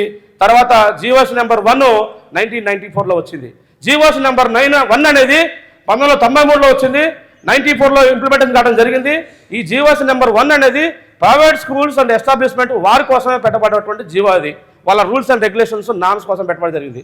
కానీ ఈ రోజుల్లో ఈ ప్రైవేట్ స్కూల్స్ కార్పొరేట్ స్కూల్స్ దందా ఏం జరుగుతుందంటే క్యాపిటేషన్ ఫీజు మీద బుక్స్ నర్సరీ నుంచి 5th క్లాస్ వరకు ఓన్ పబ్లికేషన్, వాళ్ళ పబ్లికేషన్ మీద మాత్రమే వాళ్ళు టైఅప్ అయ్యి ఆయా పాఠశాలలో 5,000 నుంచి 16,000 రూపాయల వరకు వాళ్ళకి బుక్స్ అమ్మటం జరుగుతుంది. కానీ మనకి హైకోర్టు గైడ్లైన్స్ ఉంది. తర్వాత మనకి GOS నెంబర్ 91 2009లో బుక్స్ అమ్మటం నిషేధం అని చెప్పడం జరిగింది. ఒకవేళ మీరు బుక్స్ అమ్మినా కానీ నియర్ బై కౌంటర్లలో దుకాణాల్లో ఒక 3 కౌంటర్లు ఉండాలని చెప్పింది. 3 షాప్స్ అనేది ఏర్పాటు చేయాలి. ఏడ తక్కువ ఉంటే విద్యార్థి తల్లిదండ్రులు కానీ విద్యార్థులు కానీ ఆడ కొనుక్కునే సౌలభ్యాన్ని కూడా ఇవ్వాలని చెప్పి అన్నది. కానీ నేడు ప్రైవేట్ కార్పొరేట్ పాఠశాలనే స్వతహాగా వాళ్ళే కౌంటర్లు ఏర్పాటు చేసుకొని మినిమం నర్సరీ పిల్లగానికే వారికి కనీసం ABCలు కూడా రావు. ఆ బుక్స్ అంతా ఏందో కూడా తెలియదు, రీడింగ్ చేయలేడు, రైటింగ్ చేయలేడు. ఆ నర్సరీ పిల్లగానికి ఒక బుక్స్ ఖరీదు 6,000 నుంచి 15,000 రూపాయలు అంటే మాటలా అని చెప్పేసి నేను తల్లిదండ్రులుగా నేను చాలా ఆవేదన వ్యక్తం చేస్తున్నా. ఏంది ఈ దోపిడీ? అసలు ఈ బుక్స్ ఎవరు తయారు చేశారు? మేధావులు తయారు చేసిన books SCERT state syllabus, NCERT CBSE central syllabus ఉన్నాయి. ఆ సిలబస్ మాత్రమే ప్రైవేట్ పాఠశాల కార్పొరేట్ పాఠశాలలో ఎందుకు అమలు చేయట్లేదు? దీనికి డిఏపర్సీ కమిటీ డిస్ట్రిక్ట్ కలెక్టర్ గారు చైర్మన్ ఉంటాడు, దాంట్లో డిఓ గారు మెంబర్ ఉంటాడు, దాంట్లో ఒక ఆడిటర్ ఉంటాడు. వీళ్ళు ముగ్గురు కలిసి ఆ పాఠశాలని తనిఖీ చేయాల్సిన బాధ్యత ఉంది. ఈ యొక్క జీవోస్ నెంబరు 91, జీవోస్ నెంబర్ 1 1994 ఒక schools establishment act, private schools establishment act ప్రకారం వాళ్ళు స్కూల్ గవర్నింగ్ బాడీ ఒకటి అపాయింట్ చేసుకోవాలి. ఆ స్కూల్ గవర్నింగ్ బాడీలో విద్యార్థి తల్లిదండ్రులు భాగస్వామ్యం చేయాలి. ఆ స్కూల్ ప్రైవేట్ స్కూల్ యొక్క యాజమాన్యం ఒక కరస్పాండెంట్ ఉండాలి. దాంతోపాటు ఆ స్కూల్ యొక్క క్లాస్ టీచర్లు కూడా ఉండి ఒక కమిటీ ఏర్పాటు చేసుకొని నెక్స్ట్ అకాడమిక్ ఇయర్ ఫీజుని ఈ అకాడమిక్ ఇయర్ వాళ్ళు ఫీజులని ఒక సంవత్సరం అకాడమిక్ ఇయర్లో 3 సార్లు సమావేశం ఏర్పాటు చేసి రాబోయే consumer price of index CPI norms అంటే వినియోగదారుల ధరల సూచికకు ఉప్పు ఎంత పెరిగింది, పప్పు ఎంత పెరిగింది, పెట్రోల్ ఎంత పెరిగింది, ఇదొక ధరల సూచిక ఆధారంగా వాళ్ళు ఆ పాలక మండలి ప్రైవేట్ స్కూల్ పాలక మండలులు ఫీజులు నిర్ణయించాలి. ఫీజులు నిర్ణయించుకున్నటువంటి ఆ ఫీజుల తీర్మాన కాపీని జిల్లా కలెక్టర్ గారికి పంపిస్తే జిల్లా కలెక్టర్ గారు డిఓ గారితో ఎంఈఓ గారితో ఎంక్వైరీ చేసి నిజంగా వాళ్ళు పెట్టినటువంటి ఫీజులు నిజమా కాదా అని ఎంక్వైరీ చేసి అది పరిశీలన చేసి కలెక్టర్ గారు దాన్ని అప్రూవల్ ఇవ్వాలి. ఆ అప్రూవల్ కాపీ డిఎఫ్ఆర్సీ కాపీ అంటాం. డిఎఫ్ఆర్సీ అంటే డిస్ట్రిక్ట్ ఫీజు రెగ్యులేటరీ కమిటీ సంబంధించిన అప్రూవల్ కాపీని ప్రైవేట్ పాఠశాలలో నోటీస్ బోర్డులో పెట్టాలి. మరి పెడుతున్నారా? ప్రైవేట్ పాఠశాలలో నోటీసులు పెడుతున్నారా అంటే పెట్టట్లేదు. ఇష్టం వచ్చినట్టుగా బుక్స్ అమ్మటం, షూ అమ్మటం, బెల్ట్, బుక్స్, దాంతోపాటు అధిక రకమైనటువంటి ట్యూషన్ ఫీజు వసూలు చేసి ఇవాళ తల్లిదండ్రుల్ని విద్యకి ఇంగ్లీష్ మీడియం విద్యకి గ్లోబల్ లాంగ్వేజ్కి ఇవాళ మనం చాలా అందకుండా పోతున్నాం. ఒక రిక్షా దిక్కుని కొడుకు ఆకాంక్ష ఏంటంటే నా పిల్లగాడు సాఫ్ట్వేర్ కావాలి, నా పిల్లగాడు పైలట్ కావాలి, నా పిల్లగాడు అంతర్జాతీయ దేశాల్లో పోవాలని ఆ కోరికలు కూడా ఇవాళ మళ్ళీ ప్రభుత్వ పాఠశాలకే పోవాల్సిన పరిస్థితి. ప్రైవేట్ పాఠశాలలు తక్కువ అంచనా వేయట్లేదు. ప్రభుత్వ పాఠశాలలో ఏంటంటే అక్కడ అపాయింట్ అయినటువంటి ఉపాధ్యాయులు 94, 98, 2001 డిఎస్లో ఉండి వాళ్ళు ఇంగ్లీష్ మీడియం చదివినటువంటి ఉపాధ్యాయులు గారు. వాళ్ళు సడన్గా ఆంగ్ల మాధ్యమాన్ని బోధించడానికి వాళ్ళ దగ్గర క్యాలిబర్ ఉందో నాకే తెలియదు. ఎందుకంటే తెలుగు మీడియం చదివి తెలుగు మీడియంలో వాళ్ళు బోధిస్తారని కానీ వాళ్ళు ఇంగ్లీష్ మీడియానికి వాళ్ళు ఆ రకంగా నిపుణులు కాదని చెప్పేది నా అభిప్రాయం. బట్ ఇక్కడ ప్రైవేట్ స్కూల్లో చూసేసరికి, కార్పొరేట్ స్కూల్ చూసేసరికి ప్రైవేట్ స్కూల్లో చెప్పేది ఇంటర్మీడియట్ ఫెయిల్ అయిన వాళ్ళు, డిగ్రీ ఫెయిల్ అయిన వాళ్ళు, తర్వాత పీజీ చదువుకొని ఇంటికాడ ఖాళీగా ఉండి రెజ్యూమ్ తీసుకొని పోయి అలా అప్లై చేస్తే వాడిచ్చే 5-10 వేల రూపాయలు చేసే ప్రైవేట్ స్కూల్ యొక్క టీచర్లు వాళ్ళు. అయినా కానీ అక్కడే ర్యాంకులు ఎక్కువ వస్తున్నాయి. రీసెంట్గా నేను కలెక్టర్ గారు అడిగినా, అయ్యా ఈ ఫీజుల నియంత్రణ మీద మీరు చర్య తీసుకోవాలి సార్ అన్నావు.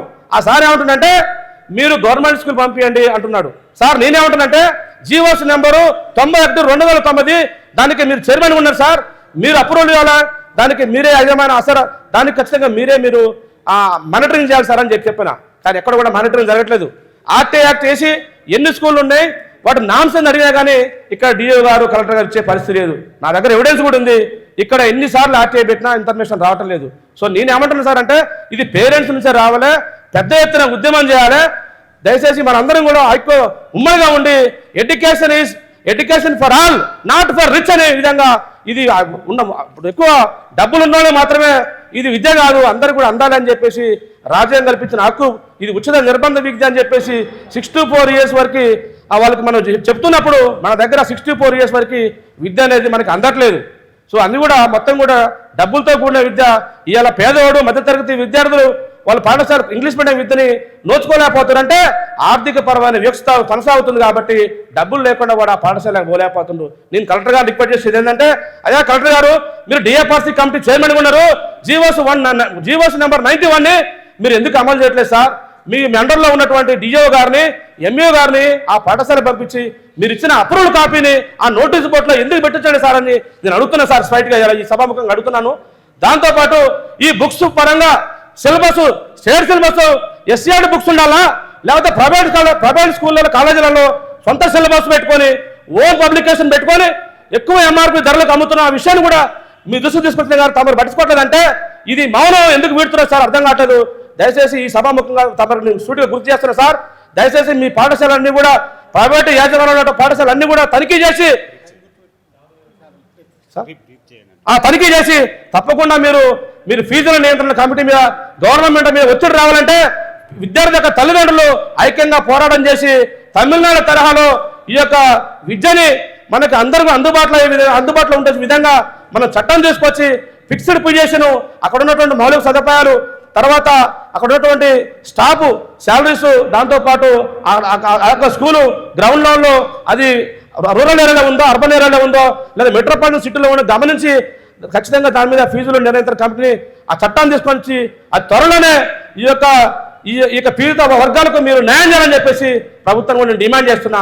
ఈ అవకాశం ఇచ్చినటువంటి PSU స్టూడెంట్ ఆర్గనైజేషన్ యూనియన్ గారికి అందరికీ కూడా నేను పేరు పేరున ధన్యవాదాలు తెలియజేసుకుంటున్నాను. పట్టణంలో జిల్లా పరిషత్ హై స్కూల్లో నిర్వహిస్తున్నటువంటి తెలంగాణ ప్రైవేట్ కార్పొరేట్ విద్యా సంస్థల ఫీజు దోపిడీ, ఫీజు నియంత్రణ చట్టం ఆవశ్యకత అంశంపై రౌండ్ టేబుల్ సమావేశానికి విచ్చేసిన ప్రజా సంఘాలు, రాజకీయ సంఘాలు, కుల సంఘాలు, టీచర్స్ అసోసియేషన్సు, స్టూడెంట్సు, పట్టణ ప్రముఖులకు అందరికీ నా నమస్సుమాంజలి. వేదిక మీద మరి ఈ అంశం మీద ఒక మంచి టాపిక్ను ఎన్నుకున్నటువంటి ఆవుల నాగరాజు, ప్రోగ్రెసివ్ స్టూడెంట్స్ యూనియన్ మరి అధ్యక్షులుగా ఈరోజు విద్యా వ్యవస్థ ఎలా కునారిల్లిపోతుందనే అంశాన్ని ఈ సూర్యాపేట పట్టణం నల్గొండ జిల్లాలోనే విద్యా వ్యవస్థలలో గుంటూరుకే సవాల్ విసిరిన ఈ సూర్యాపేట పట్టణంలో ఇలాంటి సదస్సుకు సన్నాలు చేయడం చాలా సంతోషకరమైన అంశం. మరి ఇలాంటి సమావేశానికి మామూలుగా కాదు, ఈరోజు తెలంగాణ రాష్ట్ర విద్యా పరిరక్షణ సమితి అధ్యక్షులుగా పనిచేస్తున్నటువంటి హైదరాబాద్ సెంట్రల్ యూనివర్సిటీ ఎకనామిక్స్ ప్రొఫెసర్గా రిటైర్ అయినటువంటి ప్రొఫెసర్ లక్ష్మీనారాయణ గారు అధ్యక్షత వహిస్తున్నారు. అలాంటి అధ్యక్షుల గారు తప్పకుండా రావాలి. మరి తెలంగాణ రాష్ట్రంలో విద్యా వ్యవస్థ సామాన్య మానవునికి అందని ద్రాక్షగా మిగిలిపోతుంది. ప్రభుత్వాలు ఏం చేస్తున్నాయో మనకు తెలుసు, ఇక ఎక్కువ చెప్పుకోవాల్సిన అవసరం లేదు. నేను ఒకటే చెప్తున్నా, ఉద్యమం చేయకుండా మనము సఫలీకృతం అవుతాం అనుకుంటే మనం ఇంకా భ్రమలలో ఉన్నట్టు. రోడ్డు ఎక్కితేనే 1789 సంవత్సరంలో అప్పుడున్న పాలకులకు వ్యతిరేకంగా 14వ లూయి, 15వ లూయి, 16వ లూయిలు నియంత పాలన చేస్తుంటే ఫ్రాన్స్లో ఫ్రెంచ్ విప్లవం సంభవించింది. మరి మీరు ఉస్మాన్ అలీ ఖాన్ ఆగడాలకు వ్యతిరేకంగా చాకలి ఐలమ్మ, దొడ్డి కొమరయ్య, కమ్యూనిస్టు నాయకులు రావి నారాయణ రెడ్డి, ఆరుట్ల కమలాదేవి, భీమిరెడ్డి, నరసింహారెడ్డి, మరి గొట్టెముక్కల జానకి రామరెడ్డి, గోపాల్ రెడ్డి ఈ సూర్యాపేట గడ్డ నుంచి పోరాటాన్ని వినిపించారు. మీరంతా స్తబ్దుగా ఉంటే రేవంత్ రెడ్డి మారడు, నరేంద్ర మోడీ మారడు. మేము ఒకటే చెప్తున్నాం, మీలో ఐక్యత రావాలి. మీ పిల్లలే చదువుకోబోయేది. ఈరోజు ప్రైవేటు పాఠశాలల ఫీజుల నియంత్రణ కమిటీ పెట్టమంటే హైదరాబాద్లో ఉన్న ఇంజనీరింగ్ కాలేజీలు 170 కాలేజీల ఫీజుల రెగ్యులేటర్ కమిటీ ఏర్పాటు చేసి ఉన్నత విద్యా మండలి కౌన్సిల్ ఆఫ్ హైయర్ ఎడ్యుకేషన్ ఏర్పాటు చేసి దానికి ఒక చట్టబద్ధత కల్పించారు ఈ ప్రభుత్వాలు. మరి అయ్యా, ఈ తెలంగాణ రాష్ట్రంలో 27,000 ప్రభుత్వ పాఠశాలను మూస్తావా? తమరు ఎక్కడ చదివి వచ్చారు? రేవంత్ రెడ్డి గారు ఎక్కడి నుంచి చదువుకొని వచ్చారు? మీరు చదివింది ఒక గవర్నమెంట్ స్కూలే అనే విషయాన్ని గుర్తెరగండి. మేము ఒకటే చెప్తున్నాం, ఇవాళ సామాన్య మానవునికి అందని ద్రాక్షగా చేస్తే ఇదే సామాన్య మానవుడు రోడ్డు ఎక్కితే మీ కుర్చీల కాళ్ళు కదులుతాయి అనే విషయాన్ని ఇక్కడి నుంచి చెప్తున్నాం. కాబట్టి మీరు ప్రజలు స్తబ్దుగా, నిశ్శబ్దుగా, మీకు మనస్పర్ధలు, అభిప్రాయ భేదాలు ఉన్నాయి, కానీ ఏకరూపత విషయంలో అందరూ ఐక్యం కాకపోతే ఒక చైతన్యవంతమైన ఈ పట్టణం, ఒక చైతన్యవంతమైన ఈ ప్రాంతం, నల్గొండ జిల్లా సూర్యాపేట ప్రాంతం మరి ఎందుకు ఈ స్తబ్దుగా ఉంటుందో నాకైతే అర్థం కావట్లేదు. కావలసిన అంశంలో మనం ఐక్యం కాకుండా ఓ పనికిరాని విషయాలలో ఈరోజు రమణాచారి గారు మరి జనసభ పెట్టి తెలంగాణలో ఒక ఉద్యమాన్ని ముందుకు తీసుకొచ్చిన విషయాన్ని మనం చూస్తున్నాం. ఇక్కడనే మన సారు ఉన్నారు, మన సారు కుమారుడు తమ ప్రాణాన్ని అర్పించినటువంటి విధానాన్ని 16 ఏండ్ల 17 ఏండ్ల ఏం పేరు వివేక్ తన ప్రాణాన్నే అమూల్యంగా పెట్టిన సందర్భం ఉంది. మరి అలాంటి సూర్యాపేట పట్టణంలో నేను ఎన్నోసార్లు చెప్తున్నా, ఎందుకు మీరు ఇలా పనిచేస్తున్నారు? ఎందుకు మనం అందరం ఏం సాధించలేం? ఎంపీలుగాం, ఎమ్మెల్యేలుగాం. ప్రజల హక్కుల కోసం, ప్రజల సౌకర్యాల కోసం బీద, పేద, బడుగు, బలహీన, బహుజన, ముస్లిం మైనారిటీ, వికలాంగుల సంక్షేమం, స్త్రీల కొరకు మనం పోరాటం చేయాలి. టైం లేదు. నెక్స్ట్ ప్రొఫెసర్ చెప్పిన మరి మన హుసేన్ గారు, Suryapet town bar association president, Kareem, తర్వాత డిటిఎఫ్ అన్న పేర్లు లింగన్న. మరి ఇట్లా నేను ఒకటే చెప్తున్నా, వచ్చిన వాళ్ళందరూ ఇక్కడ చైతన్యవంతులే. నేను ఒకటి చెప్తున్నా, మీరు ఐక్యం కావడానికి ఒకసారి ప్రొఫెసర్లు అందరం వస్తామే. ఈ పనికిరాని చిన్న విషయాలు పక్కన పెట్టి సిపిఐ, సిపిఐఎం, సిపిఐఎంఎల్ పార్టీ గ్రూపులన్నీ, కాంగ్రెస్ మరి సరే బీజేపీ, నెక్స్ట్ ఇక్కడున్న ఎంసిపిఐ, అనేక పార్టీలు ఇక్కడ కలిసి మరి ఒక వేదిక ఏర్పాటు చేసుకొని ఒక forum for protection of government education, forum for protection of government education. Private school ఇవ్వడండి, రెక్కాడితే డొక్కాడని బతుకులతోని సూర్యాపేటలో ఉన్నటువంటి ఈ నియోజకవర్గంలో 100కి 70 నుంచి 85% రోజు పని చేస్తేనే పొయ్యి కిందికుంటే పొయ్యి మీదికి లేదు, పొయ్యి మీదికుంటే పొయ్యి కిందికి లేదు. నేను ఈ ప్రాంతం వన్నే, ఇక్కడ సమస్యలు తెలుసు. మరి నేను ఒకటే చెప్తున్నా, మీరంతా ఐక్యంగా ఉంటే మేము యూనివర్సిటీల నుంచి వచ్చి మిమ్మల్ని చైతన్యం చేయడానికి అక్కడ ఉన్న విషయాల గురించి ఈజీది ఏది గవర్నమెంటు మరి ప్రైవేటు ఏదైతే ఎడ్యుకేషన్ ఇస్తుందని డాక్టర్ బిఆర్ అంబేద్కర్ చెప్పారు కాన్స్టిట్యూషన్లో, ఉచిత విద్య, ఉచిత వైద్యం, ఉచిత న్యాయం, ఈ 3 కావాలి. నువ్వెందుకు 11 రకాల పెన్షన్లు పెట్టున్నావు? నీ కుర్చీలు కదులుతాయి. అందరి పిల్లలు విద్య నేర్చుకుంటే ఇంజనీర్లు అవుతారు, అందరి పిల్లలు విద్య నేర్చుకుంటే డాక్టర్లు అవుతారు, అందరి పిల్లలు లాయర్లు అవుతారు. తెలివంతా మన గ్రామాలలో, మారుమూల ప్రాంతాలలో, లంబాడి తండాలలో ముస్లిం మైనారిటీ ఈ కరీము మరి తన కొడుకును ఈరోజు ఇంజనీర్గా చేయడానికి ఎంత కష్టపడ్డాడో అందరికీ తెలుసు. కాబట్టి మరి ఇలాంటి పరిస్థితులలో మీరేం చేస్తున్నారు? మీరు ఎంతవరకు మీ యొక్క సమన్వయ లోపం జరుగుతుంది, మీలో కోఆర్డినేషన్ లోపం జరుగుతుంది. ప్రతి చోట ఇదే చెప్తున్నా, మీరంతా కొన్ని విషయాలు పక్కన పడండి. మనం బతికేదే 70-80 సంవత్సరాలు. దీంట్లో మనస్పర్ధలు, వీళ్ళు ఎవడు ఎంపీ గాడు, ఎవడు ఎమ్మెల్యే గాడు, ఇవన్నీ పక్కన పెట్టి ఉద్యమానికి ఆ ఒక్కటి సమన్వయంతో కుదిరి మనం ఏక అభిప్రాయంతో, ముక్త కంఠంతో సూర్యాపేట రోడ్డెక్కితేనే సమస్యకు ఇక్కడి నుంచే, ఈ రోజు నుంచే ఇది ఒక పాదం పడుతుందని, బీజం పడుతుందని చెప్తూ మిగతా వాళ్ళకి అవకాశం ఇస్తూ నేను ముగిస్తున్నా. అంటే ముఖ్యంగా ఇవాళ మోజు ప్రైవేట్ పాఠశాల వైపు మొగ్గు చూపడానికి గల కారణం పాఠశాల వైపు ఉన్నటువంటి మోజు కావచ్చు, తర్వాత పాఠశాలల్లో, ప్రభుత్వ పాఠశాలల యొక్క వాటిల్లో నాణ్యతని, అంటే మౌలిక సదుపాయాలు లేని కారణంగా. ఉదాహరణకి మా స్కూల్ చూస్తే దాదాపు 100-110 స్ట్రెంత్ ఉంటుంది, కానీ బాయ్స్ వెళ్ళడానికి, గర్ల్స్కి అయితే ఒక్క టాయిలెట్ ఉంది, బాయ్స్కి లేదు. ఇక్కడ వాళ్ళు వెళ్ళాలో తెలియనటువంటి పరిస్థితి ఉన్నది. ఈ పరిస్థితుల్లో ఏ సౌకర్యాలు లేనటువంటి బడికి పంపాలా? మొదట ఓ తండ్రి ఆలోచించేది, ఏ సౌకర్యాలు లేని బడికి పంపాలా నా అమ్మాయిని, కనీస సౌకర్యాలు ఉన్న బడికైనా పంపాలా అనేటువంటి సంశయం దగ్గర కూడా ఉన్నారు. ఇవాళ ఆ ఫీజుల నియంత్రణతో కాకుండా అసలు ఇప్పుడు విద్యా పరిరక్షణ కమిటీ, అఖిల భారత విద్యావేదిక చాలా రోజులుగా విద్యా కమిషన్ని కామన్ స్కూల్ విధానం రావాలని కోరుతూ ఉన్నాం. ఇవాళ కామన్ స్కూల్ కాదు కదా, ఇంతకుముందు సార్ చెప్పినట్టు ముందు ఈ స్లోగనే మాయమైపోయే పరిస్థితి నిజంగానే ఉన్నది. అసలు ప్రభుత్వ పాఠశాలలే లేకపోతే ఫీజుల నియంత్రణ చట్టం ఎందుకు? ఇంకా మొత్తం ప్రైవేట్ పాఠశాలలు, కార్పొరేట్ పాఠశాలలే మిగులుతాయేమో. 27,000 నుంచి 4,000కి కుదించబడతాయి. ఆ 4,000 మొత్తంగా అవి కూడా ఉపసంహరించబడతాయి. ఇప్పటికే పాఠశాలలన్నీ కూడా ఎన్నో రకాలైనటువంటి సంస్కరణల పేరుతోటి సక్సెస్ స్కూళ్ళు వచ్చాయి, సక్సెస్ స్కూళ్ళు మాయమైపోయినాయి. వాటి ప్లేస్లో మోడల్ స్కూల్ వచ్చినాయి, మోడల్ స్కూళ్ళు ఇవాళ టీపీఎస్లు అవుతున్నాయి. ఎన్ని టీపీఎస్లకి మనం పిల్లల్ని పంపించగలుగుతామో తెలియదు, కానీ టీపీఎస్లు వస్తాయి. మండలాల్లో ఉండేటువంటి హై స్కూళ్ళు మాయమైపోతాయి.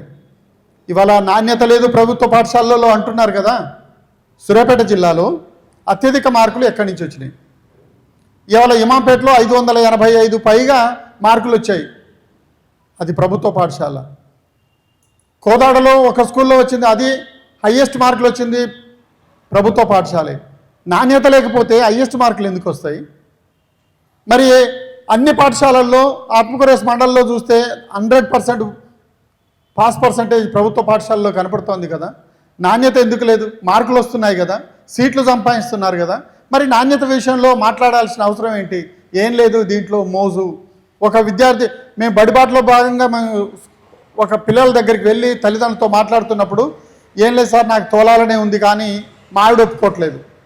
ఏందమ్మా అంటే, పక్కోడు చెప్తున్నాడట, నాకు 2 ఎకరాలు ఉంటే నేను ప్రైవేట్కి పంపుతున్నా, నీకు 4 ఎకరాలు ఉంది కదా, నువ్వెందుకు పంపట్లేవు అని ఒకటి. ఇక అప్పర్ క్యాస్ట్ వాళ్ళు ఒక రెడ్డి వాళ్ళతో మాట్లాడుతూ ఉంటే, వాళ్ళు ప్రభుత్వ పాఠశాల అంటే ఎంత నామోషి, ప్రభుత్వ పాఠశాల పంపుతావా, అదొక పనికిరాని అధములు. ఇంతకుముందు చెప్పినట్టే చదివేటువంటి పాఠశాలగా ట్రీట్ చేయబడుతున్నటువంటి కాలంలో ప్రభుత్వ పాఠశాలలు చాలా చిన్న చూపు, ప్రైవేట్ పాఠశాల వైపు చాలా మొగ్గు చూపుతున్నటువంటి అనేక రకాలైనటువంటి, ఇంతకుముందు సార్ చెప్పినట్టు ఏసీ పాఠశాలలు, ఏసీ గదులు, ఇట్లాంటి పై మెరుగులతోటి కనబడుతున్నాయి. ఎవడైనా ఒకడు ఇక్కడ బ్రిలియంటో జయానించో చదివినటువంటి వాడు మా పాఠశాలకు వస్తే చదివిస్తుంటే అక్షరాలు రానటువంటి పరిస్థితి కనబడుతున్నది. కానీ లక్షల కొద్ది రూపాయలు వాళ్ళ వైపు వాళ్ళకు మళ్ళిస్తూ ఉన్నారు. మేము చెప్తున్నాం, అమ్మా నీకు చిన్న బిడ్డ ఉంది కదా, వాడికి ఎట్లాగో చదువు రావట్లేదు, నువ్వు పిల్లల కోసమైనా పనికి వస్తుంది కదా, బంగారం సంవత్సరానికి 1 లక్ష రూపాయలు దాచుకున్నా కూడా ఓ బంగారమో ఏదో దాచుకోవచ్చు కదా, నువ్వు ఇలా ఇన్ని కష్టాలు అమ్మి పుస్తెన అమ్మి నువ్వు వ్యాపారానికి పాఠశాలల వైపు ప్రైవేట్ పాఠశాలకు వెళ్తున్నావు కదా, పంపమంటే ఈ రకమైనటువంటి నామూషి ఉంది. మేము గత సంవత్సరం ఏపూర్లో ప్రైవేట్ బస్సులు ఆపాం. ఇవాళ రాష్ట్ర వ్యాప్తంగా సంచలనం అయిపోయింది. అవ్వాలా అన్ని పాఠశాలలు, అన్ని మీడియాలు, అన్ని పత్రికలు రాసినాయి. కానీ తెల్లారి నుంచి ఒక్క అడ్మిషన్ కూడా ఎక్స్ట్రా వచ్చింది లేదు, ఒక్క బస్సు ఆగింది లేదు. ఇవాళ చాలామంది సర్పంచులు కూడా మాట్లాడుతున్నారు.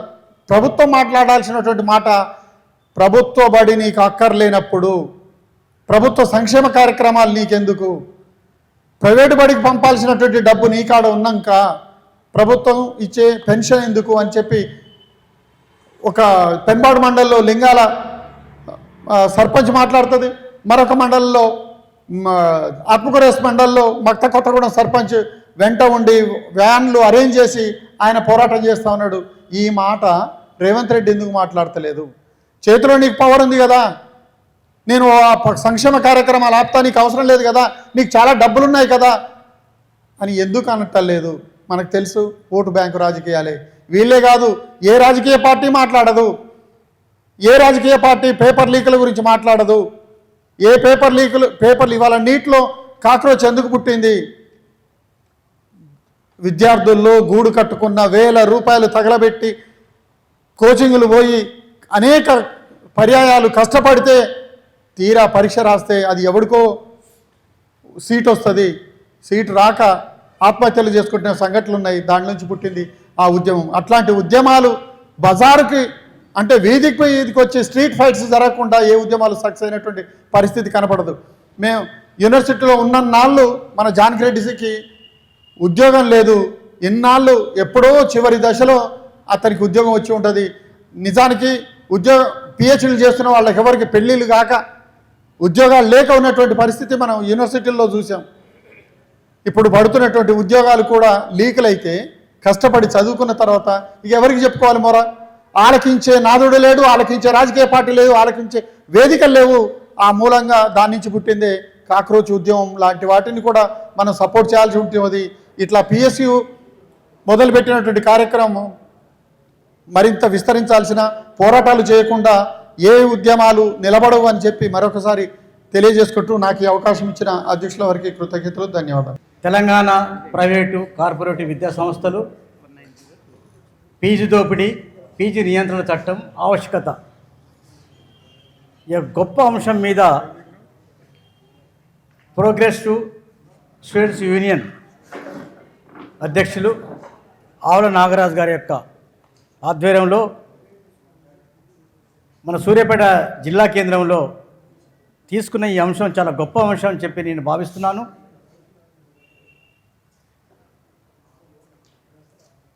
ఎందుకంటే ఈరోజు పాలక వర్గాలు, నా దృష్టిలో పాలక వర్గాలతో పాటు ప్రతిపక్ష పార్టీలు కూడా ఈ అంశంలో వాళ్ళకే కార్పొరేట్ శక్తులకు కూడా వీళ్ళు ఒక మద్దతు తెలుపుతున్నారని చెప్పి నేను భావిస్తున్నాను వ్యక్తిగతంగా. ఎవరన్నా అంటే ప్రతిపక్ష పార్టీలు అంటే ఏమన్నా బాధపడవచ్చు. ఎందుకంటే ఈరోజు వ్యవస్థ పూర్వం నుంచి మన గౌరవ పెద్దలు సెంట్రల్ యూనివర్సిటీ ప్రొఫెసర్ గారు లక్ష్మీనారాయణ గారు చెప్పారు, మహాత్మా జ్యోతిబా పూలే అంటారు,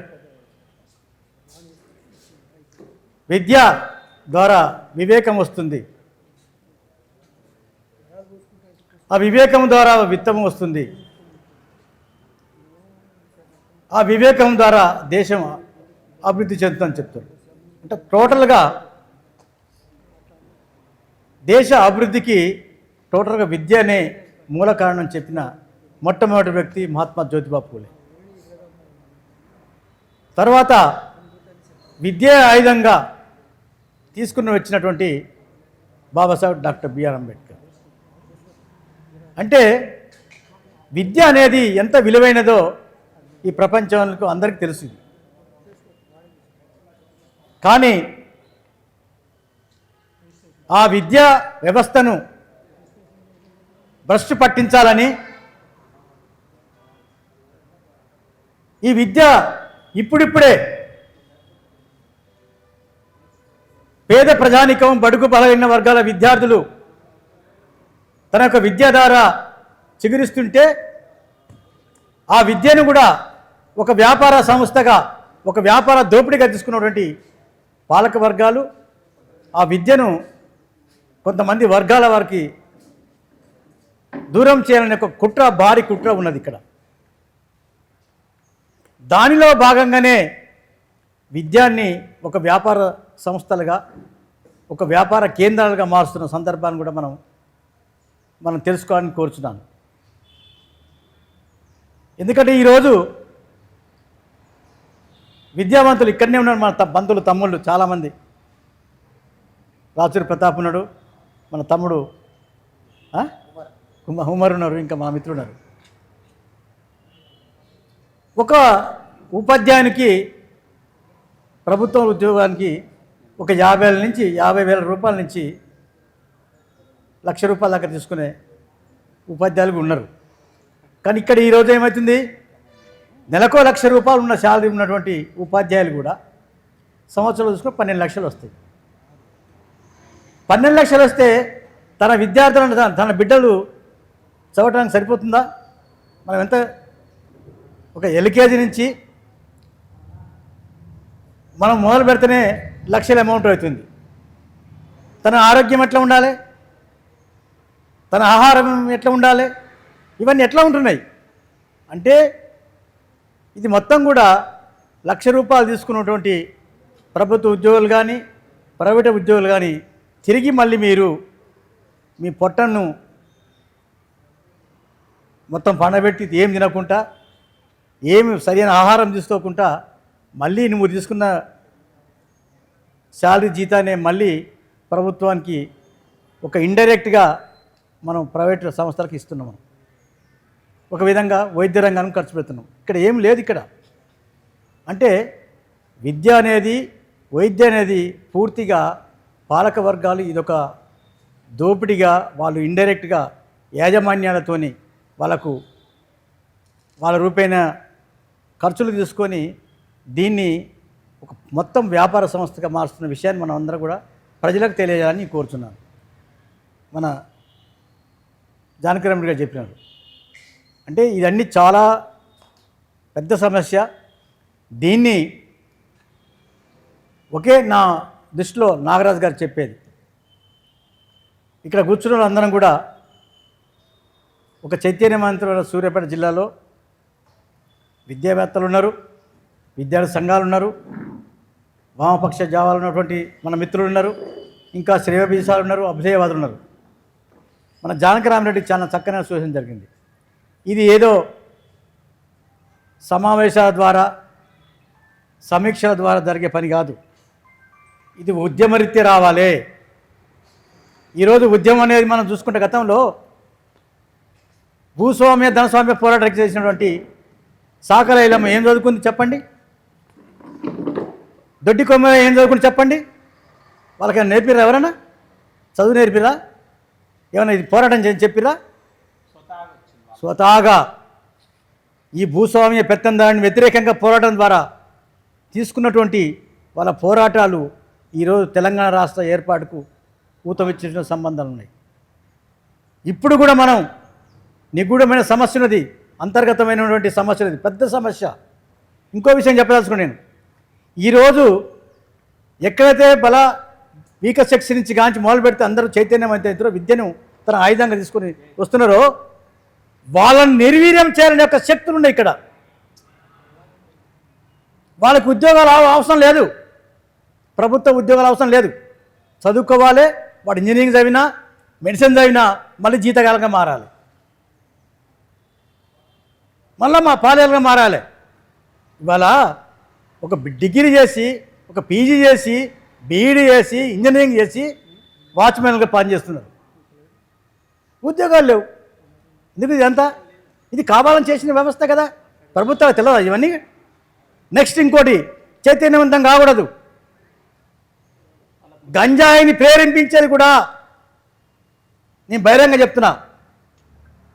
కొంతమంది శక్తులు ఉన్నాయి, ఇక ప్రభుత్వం అనకూడదు.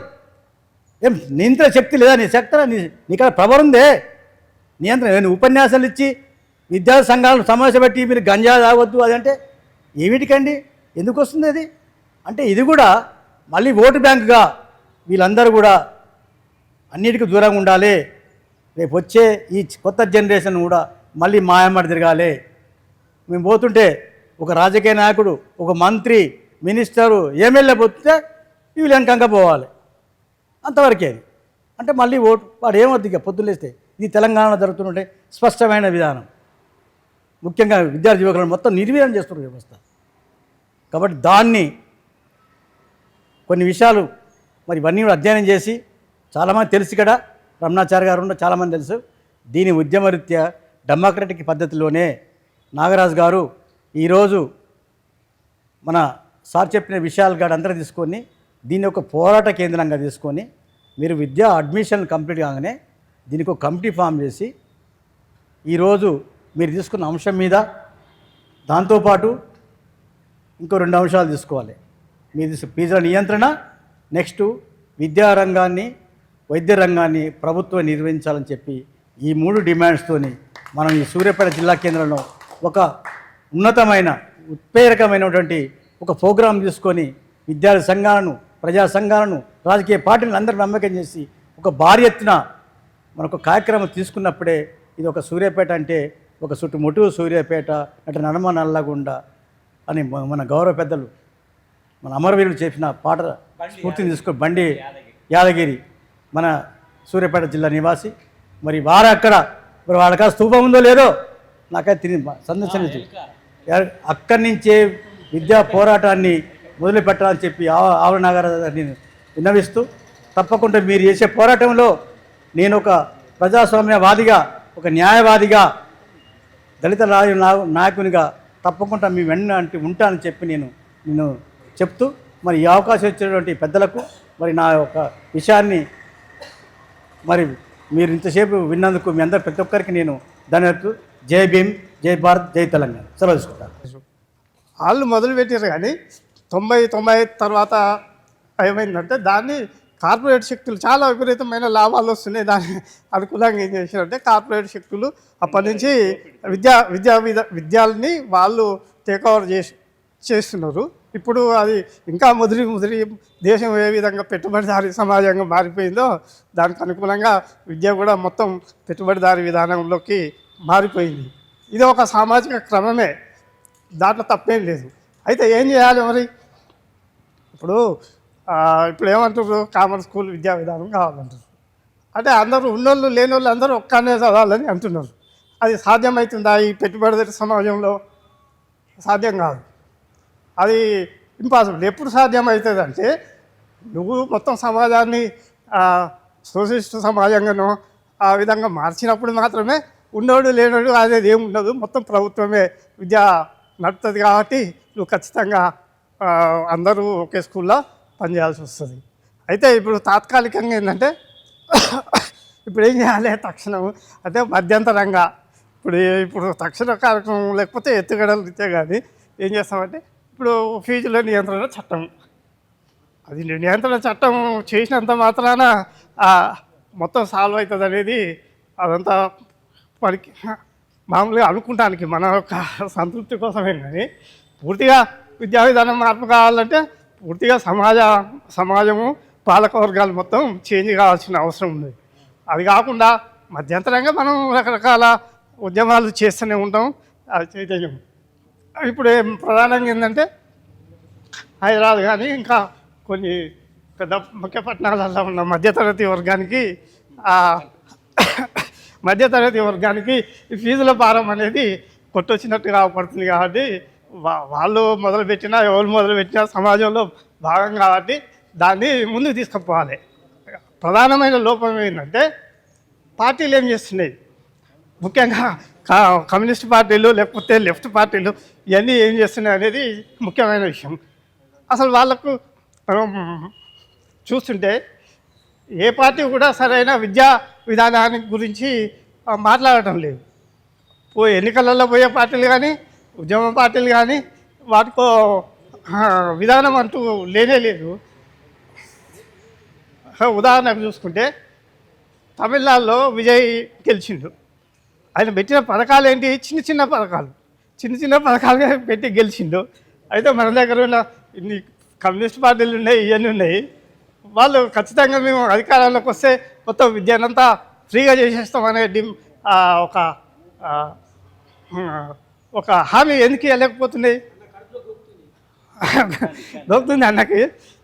కాబట్టి ఏంటంటే ముందుగా ఈ విద్యా విధానాన్ని మార్చాలనుకుంటే పార్టీలలో ఏది కమ్యూనిస్ట్ పార్టీలు కానీ ఏ పార్టీలైనా కానీ సరైన విధానం వాళ్ళు నిర్ణయించాలి, వాళ్ళు పోరాటాలకు తీసుకురావాలి. ఇప్పుడు మనం అందరూ రకరకాల వాళ్ళు మాట్లాడతాం కానీ దాన్ని రేపు అధికారంలోకి రావాలి, గవర్నమెంట్లోకి వస్తేనే మార్చగలుగుతాం కానీ వాళ్ళు ఏం చేయలేము. కాబట్టి ముఖ్యంగా ఏంటంటే నేను చెప్పేది వ్యవస్థ మారకుండా లేకపోతే పాలక వర్గం మారకుండా విద్యా విధానం అనేదాన్ని మనం సమూలంగా మార్చలేము. కాబట్టి మన దీర్ఘకాలిక వ్యూహం ఏంటంటే సమాజాన్ని మార్చాలి. అది విద్యార్థి సంఘాలు కూడా ఆ దృష్టిలో ఉండాలి. ఇప్పుడు మేము ఇంతకుముందు ఇప్పుడు విద్య గురించి మాట్లాడుతున్నాం కానీ 80s అయ్యా నేను చదువుకొని పోనని గద్దర్ పాట పాడేవాళ్ళం. అంటే చదివే ఇవన్నీ బూర్జువా చదువులని మనం పోయిన వాళ్ళం. ఇప్పుడు దాంట్లో సంస్కరణలు కావాలని కోరుకుంటున్నాం. అయితే ముఖ్యంగా సమాజాన్ని మారకుండా మనం ఏం మార్చలేమని కోరుకుంటున్నాం. చదువు అనేది ప్రధానం అని చెప్తున్నటువంటి ఇక్కడ ఉన్నటువంటి మేధావులు, ప్రజా సంఘాలు, అనేక సంఘాలన్నీ కూడా మాట్లాడుతున్నటువంటి విధానం అది కరెక్టే, కాదంటలేము. ఈనాడు ఉన్నటువంటి ప్రభుత్వాలు విద్యను దళారీ వ్యాపారం, అంగట్లో వ్యాపారం లెక్క వాడుకుంటున్నటువంటి పరిస్థితి ఏందో మనందరి కళ్ళ కట్టేట్టు అవపడుతున్నటువంటి సందర్భం. ఇవాళ ఒక సూర్యాపేట పట్టణమే కాదు, ఇవాళ ప్రతి ఒక్క పల్లెటూరు నుంచి కూడా ఉస్మానియా యూనివర్సిటీ వరకు ఇవాళ ప్రైవేట్ పరం చేసి ప్రభుత్వాలు అధికారంలోకి వచ్చినప్పుడు రకరకాల మాటలు చెప్తున్నటువంటి సందర్భం. మేము ఇది చేస్తాం, అది చేస్తాం, మేము చదువులో గొప్పలను చేస్తామని చెప్తున్నారు. కానీ ఇక్కడ కుట్ర ఎక్కడున్నది అనేది కూడా గమనించాలి. మీరందరూ కూడా మేధావులారా, ఇక్కడున్నది కుట్ర కాళ్ళ కింద తొక్కి పడుతున్నటువంటి సందర్భం తప్ప ఇంకోటి లేదని కూడా మీ సందర్భంగా గుర్తు చేస్తున్న కామ్రేడ్. ఎందుకంటే విద్య చదువుకున్నా అంటే నిలదీసి అడుగుతాడనేది ఒక భయంతో ఉన్నది ఈ రాజ్యం అని కూడా ఈ సందర్భంగా గుర్తు చేస్తున్నా. దేశంలో మోడీ, రాష్ట్రంలో రేవంత్ రెడ్డి అనేక వాగ్దానాలు చేసిండు. ఎన్నికల ముందు 420 హామీలు చేసిండు. కనీసం ఒక్క హామీ కూడా ఇవాళ అమలు చేయనటువంటి పరిస్థితి మనందరికీ అవపడుతున్నటువంటి పరిస్థితి. ఎందుకంటే చదువుకుంటే రోడ్లు ఎక్కుతారు, చదువుకుంటే సమాజం గురించి అడుగుతారు, సమాజం గురించి నిలదీసి అడుగుతారు. కాబట్టి ఇవాళ ప్రైవేట్ పరం ఇజ్జను చేసి ఇవాళ అనేక ఫీజుల వల్ల ఇవాళ మోసపోతున్నటువంటి పరిస్థితి. కనీసం 500 రూపాయలు కూలి చేసుకునేటువంటి వాళ్ళు ఇవాళ ఫీజు కట్టలేని పరిస్థితి. ఇవాళ వాళ్ళు ఎక్కడ ఉండాలి, ఏం చేయాలి, వాళ్ళ పిల్లలు ఏం చదవాలి? ఈ దేశంలో రాజ్యాంగంలో ఉన్నటువంటి రాజ్యాంగాన్ని అమలు చేయమని చెప్తున్నారు. అది రాజ్యాంగాన్ని అమలు చేసేటోళ్ళు కాదు వీళ్ళు. రాజ్యాంగాన్ని మోసగించి ఇవాళ గట్టెక్కినటువంటి వాళ్ళు మీరు ఒకసారి గమనించాలని కూడా ఈ సందర్భంగా నేను గుర్తు చేస్తున్నా. ఎందుకంటే చదువుకున్నటువంటి వాళ్ళు సమాజం కోసం నిలదీసి ఎస్సీ ఎస్టీ బీసీ మైనార్టీలంతా కులాలు కూడా కింది కులాలంతా కూడా ఈ రాజ్యాంగంలో ఏమని అంబేద్కర్ రాసినటువంటి రాజ్యాంగాన్ని ఇవాళ ఎవరు వెళ్తుందో మీరు ఒక్కసారి గమనించాలని కూడా ఈ సందర్భంగా నేను గుర్తు చేస్తున్నా. ప్రతి ఒక్క దళితుడు ఇవాళ దేశ ప్రధానమంత్రి అయినా అని నేను అడుగుతున్నా. బీసీ కులాల నుంచి వచ్చినటువంటి వాళ్ళు ఎంపీలు ఎమ్మెల్యేలు కాలేదు, ఎక్కడన్నా ఒక్కరో ఇద్దరు కావచ్చు. నేను దానికంటే నేను అంతటితో సంతోషపడుతున్నాను. అది కాదు కరెక్ట్. ఇవాళ దేశంలో ఎస్సీ ఎస్టీ బీసీ మైనార్టీల ఓట్లతోటి గద్దెనెత్తున్నటువంటి అగ్ర కులాల నుంచి వచ్చినటువంటి వాళ్ళే తప్ప ఎవరు కూడా లేరు.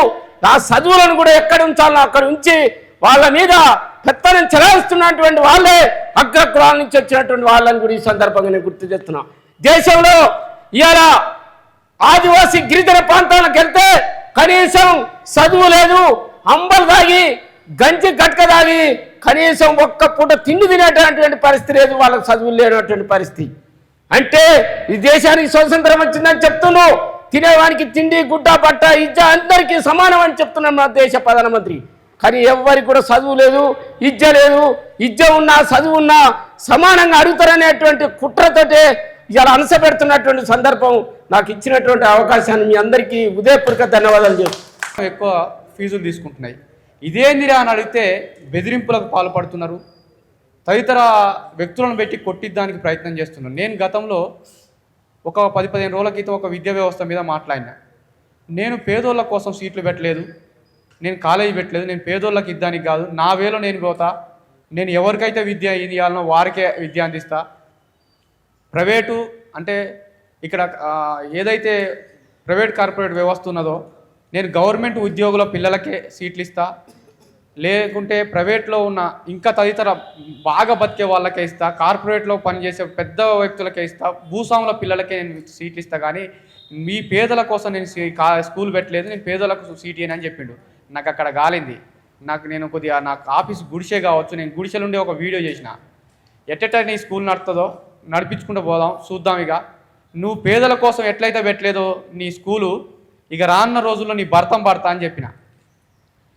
అయితే పేదల కోసం ఒకటి, ఉన్నోళ్ళ కోసం ఒకటి కాదు ఈ రాజ్యాంగం పెట్టింది. నీ కోసం సపరేట్ ఏం రాజ్యాంగం లేదు, అంటే ఇట్లా వర్గాలుగా విభజించుకుంటూ పోవడానికి.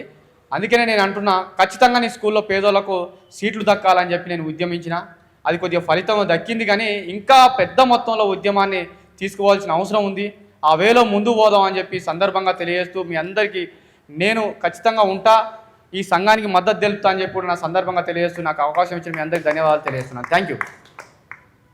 జిల్లా సూర్యాపేట నియోజకవర్గంలో ప్రైవేట్ స్కూళ్ళ దోపిడీకి ఈరోజు నిరుద్యోగులు, మేధావులు,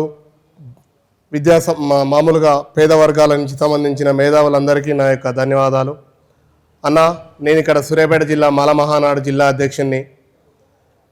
గతంలో ఎన్నోసార్లు పేద పిల్లలు, గతంలో మా చిన్నప్పుడు గవర్నమెంట్ స్కూళ్ళలో చదువుకుంటుంటే 300-400 మంది ఉండేది పోరగాళ్ళు. ఏ బల్లె చూసినాకైనా పోయి అమ్మ గవర్నమెంట్ స్కూల్ అంటే సీట్ దొరకకపోయేది కొన్ని స్కూళ్ళల్లో.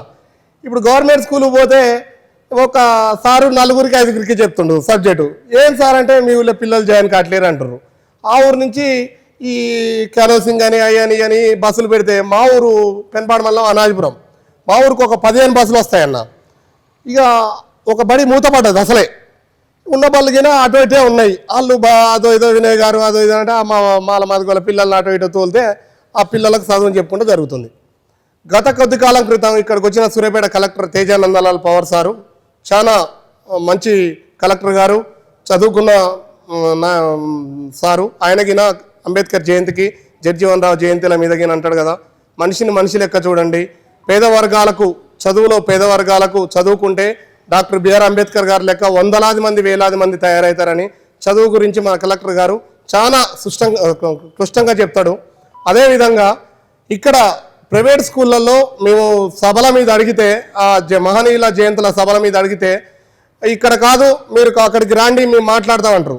అక్కడ పోతే గ్రీవెన్స్ డేలా కాగితం ఇస్తే ఆ కాగితం చూస్తారు, కానీ ఆ కాగితాలు అమలు కావట్లేవు. ఏదన్నా ప్రైవేట్ స్కూల్ పోయి అయా మేము మాలమాన నాయకున్నాయా వాళ్ళు మా పేదోళ్ళు మామూలుగా సుతార్ పని చేసుకుంటారు, పెయింటింగ్ పని చేసుకుంటారు, అక్కడ గానాయిపురం నుంచి బతుకు తెరువుకి వచ్చి ఇక్కడ తాళగడ్ల కిరాయికుంటారు 2000 3000కు పిల్లల చదువులు 1,50,000 వేసిరాయా అంటే మరి 1,50,000 అంటే మీరు ఏమన్నా గవర్నమెంట్ స్కూల్ దొరకవా మీకు? సూర్యాపేట టౌన్ పోలీస్ స్టేషన్ పక్కన జెడ్పీ స్కూల్ ఉంది, అలా పోయి చదివించుకోరని అంటే మరి అందరి పిల్లలకి అట్నే ఉన్నారాయా, ఏదైనా ఉంటే అవకాశం కలిపిరాయా అని అంటే మమ్మల్ని వేరే తీరుగా చూడడం ఆ యాజమాన్యం. ఇదే సూర్యాపేటలో ఉన్న డిఈఓ గారు అంటే ఆయన ఒక పేద వర్గాల నుంచి చదువుకొని గవర్నమెంట్ స్కూల్లో చదువుకొని డిఈఓకి వచ్చిన వ్యక్తే. ఆయన 5.5 సంవత్సరాలు సూర్యాపేట జిల్లాలో క్లిస్ట్ చేసిండు. ఎంతమంది ప్రైవేట్ స్కూళ్ళ మీద ఎన్ని ధర్నాలు చేసి ఎన్ని చేసినాగినా ఏనాడిగినా కనీసం ప్రైవేట్ స్కూళ్ళ మీద చిన్న ఎంక్వైరీ పెట్టాడు. ఏందండి అని పోయి అడిగితే అవునే మీ గవర్నమెంట్ స్కూల్ లేవానే, ప్రైవేట్ స్కూల్ ఎందుకు చదివేయాలనే, మా పానం తినడానికి వస్తారే మీరు, మమ్మల్ని ఉద్యోగం చేసుకొని రా అంటారు. కాదు సార్, అందరు గవర్నమెంట్ స్కూల్లో చదువుతుర్రు కానీ వెసులుబాటు లేకుండా సూర్యాపేటకు వచ్చి కిరాయికి ఉండి మామూలుగా పెయింటింగ్ పని చేసుకునేటోళ్ళు, సుతార్ పని చేసుకునేటోళ్ళు, టిఫన్ల బండ్లు పెట్టుకున్న వాళ్ళు పిల్లల్ని ఎక్కడ చదివించుకోవాలి సార్? వాళ్ళ సోమతికి తగ్గట్టు కనీసం అయా అని అడిగితే వాళ్ళు లెక్క చేయరు, మీ దగ్గరకు వచ్చి అడిగితే మీరు స్పందించరు. దయచేసి కలెక్టర్ గారు మీకు చెప్పేది, నేను ఒక మాల మహానాడు జిల్లా అధ్యక్షునిగా చెప్తున్నా, మాకు ప్రతి స్కూల్కు 20 సీట్లు ఫ్రీ సీట్లు ఇస్తున్నారు, ఎక్కడికినా 1-2 ఇయరు. ఈ మధ్య కాలంలో ఒక ఆయన ఒక ప్రైవేట్ బడి పేరొద్దులే కానీ ఆయన పేరెంట్స్ని పిలిచిండు, ఎస్సీలకు ఇచ్చినన్నాడు. ఎస్సీల కంటే ఉద్యోగం ఉన్న ఎస్సీలకు ఇస్తారా?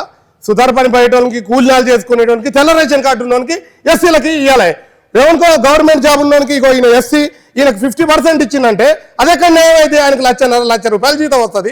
వాళ్ళ పిల్లగానికి ఇచ్చినా ఇవ్వలేదో తెలియదు వాస్తవానికి. మీ మాలలకు ఇచ్చినావా అని అంటాడు. మా మాలలకు ఏమి ఇచ్చారు సార్? ఎట్లా ఇచ్చారు? కూలీలు చేసుకునేటువంటి ఇవ్వండి, ఉద్యోగస్తుల పిల్లల్ని మీరు కావాలని చేస్తారు ఇది అనే దాని మీద కొద్దిమంది అడిగితే వాళ్ళ మీదగిన కొద్దిమంది ఇక్కడ ఉన్న బీసీ సామాజిక వర్గం అగ్రవర్ణాలకు సంబంధించిన నాయకులు గిన ఆ స్కూల్కు సపోర్ట్ చేసిర్రు. దయచేసి అలాంటివి మానుకోవాలి. మేము గన ఎస్సీ ఎస్టీ బీసీ మైనార్టీ నాయకులం బయటికి వెళ్ళి ఒక్క బడికి నడవదు. దయచేసి చెప్తున్నాం, కలెక్టర్ గారు ఈ విషయంలో చాలా సీరియస్గా తీసుకోవాలి. గవర్నమెంట్ హాస్పిటల్ ఇవాళ అంత బాగా జరుగుతుందంటే, మంచిగా నడుస్తుందంటే కలెక్టర్ గారు చొరవ వల్లనే జరుగుతుంది. అయా కలెక్టర్ గారు ఇప్పటికైనా దయచేసి మళ్ళీ అడుగుతున్నాం, చేతులు జోడించి దయచేసి అడుగుతున్నాం, ప్రైవేట్ స్కూళ్ళ మీద ఈ ఫీజుల మీద దారుణంగా జరుగుతుంది. సామాన్యుడు బడికి తోలించుకోలేని పరిస్థితి. ఇక్కడ ఉన్న గవర్నమెంట్ టీచర్లు గిన నేను వీళ్ళని వెనకేస్తే రావడం పెద్ద గొప్ప ఏం కాదు. ఇక్కడ ఉన్న గవర్నమెంట్ టీచర్లు గిన వాళ్ళ పిల్లల్ని గిన ప్రైవేట్ స్కూళ్ళల్లో తోలుతుర్రు. వీళ్ళ ఊర్లలోకి వచ్చి మీ పిల్లల్ని తోలంటే ఎక్కడ పిల్లల్ని ప్రైవేట్ స్కూళ్ళల్లో తోలుతాడు? నీ కొడుకేమో కార్పొరేట్ స్కూల్లో చదువుతాడు, వాడు ఐఐటి ఐఐటి కొడతాడు, వీడు డిగ్రీ అదో ఇదో పిహెచ్డి అదో ఇదో చేసి మామూలుగా పెయింటింగ్ ఏరియా హాస్పిటల్లో ఇవ్వాలి. బీటెక్ చేసినోడు ఏరియా హాస్పిటల్ సూపర్వైజర్ జాబ్ చేసుకుంటున్నాడు. అంటే కార్పొరేట్ స్కూళ్ళలో చదువుకున్నోనికే ఉద్యోగం వస్తుంది, గవర్నమెంట్ స్కూళ్ళలో చదువుకున్నోనికి ఉద్యోగం రావట్లేదు. ఇక్కడ ఉన్న వాళ్ళంతా ఆలోచించండి అన్నారు. చాలా మంది మేధావులు ఉన్నారు. నాది చిన్న వయసు, నేను అడుగుతున్నా, ఏమని అడుగుతున్నా అంటే ప్రతి ప్రైవేట్ స్కూల్లో చదువుకున్నోడు ఎండ ఒక్కడ సెట్ అవుతుండు, గవర్నమెంట్ స్కూల్లో చదువుకున్నోడు మామూలుగా ఇడ్లీ బండో చాయ్ కొట్టో ఏదో ఒకటి సాయంత్రం పూట స్నాక్స్ అమ్ముకోవడం, ఏదో ఒకటి భర్త భార్యలు పెట్టుకొని బతురు. అయినా ఇప్పటికైనా గవర్నమెంట్ ఇక్కడ ఉన్న కలెక్టర్ గారు ప్రైవేట్ స్కూళ్ళ మీద చొరవ తీసుకొని మా ఎస్సీ ఎస్టీ మైనార్టీలకు బీసీలకు పేద వర్గాలకు సంబంధించిన వాళ్లకు ఎవరైతే పేదలు ఉంటారో పలానా స్కూల్లో దయచేసి 20% మాకు ఫ్రీ అడ్మిషన్ ఇప్పియండి. అదేవిధంగా పూటకో బజారుకో స్కూల్ పడుతుంది, దయచేసి వినండి. మెడికల్ షాపులు ఎట్లా పడుతున్నాయో, చాయ్ కోట్లు ఎట్లా పడుతున్నాయో సూర్యాపేటలో బజారుకో స్కూల్ ఓపెనింగ్ అవుతుంది. దీనికి ఎట్లా దీనికి ఎట్లా పర్మిషన్ ఎట్లా ఇస్తారు? కలెక్టర్ గారైనా మీరైనా చొరవ తీసుకోవాలి దీని మీద. డిఓ గారు ప్రతి దానికి సంతకం. ఒక ఆయన 8 బ్రాంచీలు పెట్టిండు సూర్యాపేటలో. ఆయన అదే బ్రాంచ్లో పార్ట్నర్షిప్, ఆయన ఒక మండలానికి ఎంఈఓ, గవర్నమెంట్ స్కూల్ ఎంఈఓ. అంటే ఆయన పిల్లలందరికీ 8 బ్రాంచీలు పెట్టి లక్షల ఫీజులు తీసుకొని 8 బ్రాంచీలు పెట్టుకొని ఎంఈఓ నడిపిస్తుండు.